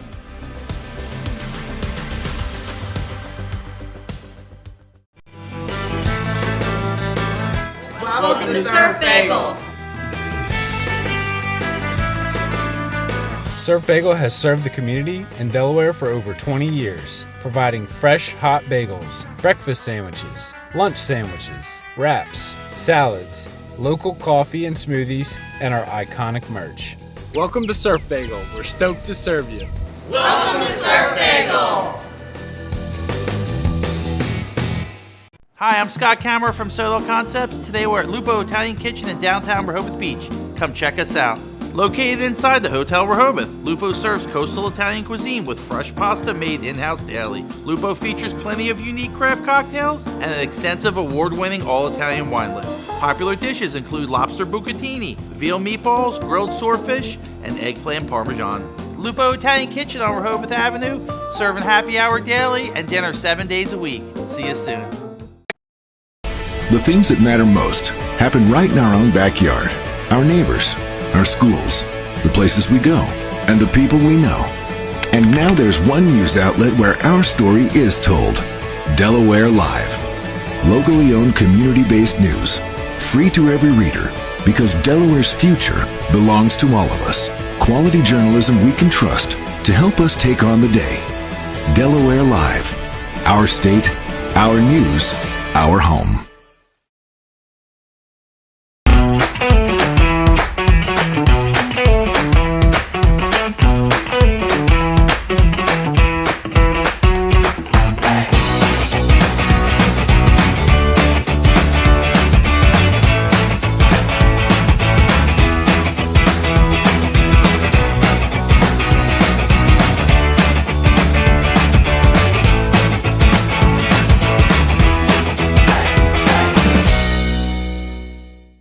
Get the assurance that your HVAC system is what you need with Ambience. Ambience provides you with over 25 years of experience in the heating, cooling, and plumbing industry. The team at Ambience Heating and Air Conditioning provides high-quality residential HVAC installations, maintenance, and repairs in new and older homes in the Delaware, Maryland, Pennsylvania tri-state area. You may not realize it, but half of your energy costs go to heating and cooling. Make sure your energy dollars count and call us today for a free estimate. 302-239-HVAC. 302-239-4822. Welcome to... And we're back here on Delaware Live Sports. Presentation, Delaware High School football. Howard, fresh off a 38-0 victory over Odessa High School. Glenn is with our player of the game, Amir Madry. Glenn, take it away. All right, we're here with Amir Madry, the DE 302 player of the game, wearing the bling bling. Two-way player, great game tonight. Let's talk offense first. 2 touchdowns in the game. How did you guys prepare for the game offensively against Odessa? Tuesday we came to practice. I already know that was just ground. Shout out to the O-line, and they know what to do on the ball, off the ball. So they just know what to do. Defensively, were you guys ready for the formation they came out in? Definitely, we prepared for it all week. Starting from Tuesday, the intensity was there, both sides, offense and defense. We just all knew what the mindset was to come out here and play as one. It's a big shutout. I mean, they threatened you with that first drive. They got 3 or 4 first downs all the way down to the 1-yard line, but then you guys tightened up. Yeah, we had to tighten up. Our coaches talked to us, told us the offense was a little weak, so we already know we had to just turn it up a little bit. All right, your favorite side to play on? Offense, running the ball, scoring points, or defense, hitting people? defense. I like to hit people. There you go. He likes to hit people. Our player of the game, Amir Madrick. Congratulations. Good luck rest of the season. Thank you. All right, Pat, back up to you, buddy. All right, Glenn, great job down there. Amir Madry was fantastic here tonight as he's going to get his photo op. And he did a tremendous job down there, as he said, two-way player. Just tremendous work. And for that, we want to give special thanks here to both coaches, Nick DeGotti and Dan Ritter, as well as Odessa Athletic Director Rogers Gillespie and his staff. For the entire 302 Sports and my broadcast partner, Glenn Frazier, I've been Pat Garianis. We really appreciate you tuning in here tonight. Final score, which is brought to you by Dover Federal Credit Union, voted as an 8-time First State Favorite Credit Union. You can bank with a winner when you choose Dover Federal Credit Union. 38-0, Hartford getting the victory there. So thanks once again, folks, for watching this free live stream on Delaware Live, powered by 302 Sports. And once again, this game of the week was brought to you by First State Orthopedics. They have 46 physicians and 22 physician assistants at 16 locations, providing surgical and non-surgical treatment for a variety of orthopedic conditions, and they are trained in the current state-of-the-art techniques. They serve as team physicians for over 20 high schools, Wilmington University, and many local rec and competitive leagues. Their doctors are readily available to call on all local emergency departments, medical aid, and urgent care centers for consult and treatment. Call 302-731-2888 or visit firststateortho.com and be sure to mention that you saw and heard their ad right here on Delaware Live Sports. Thanks once again, folks, for tuning in. That'll do it for Glenn and I here live at Odessa High School. We will see you next week. Thanks for tuning in, and have a good rest of your night.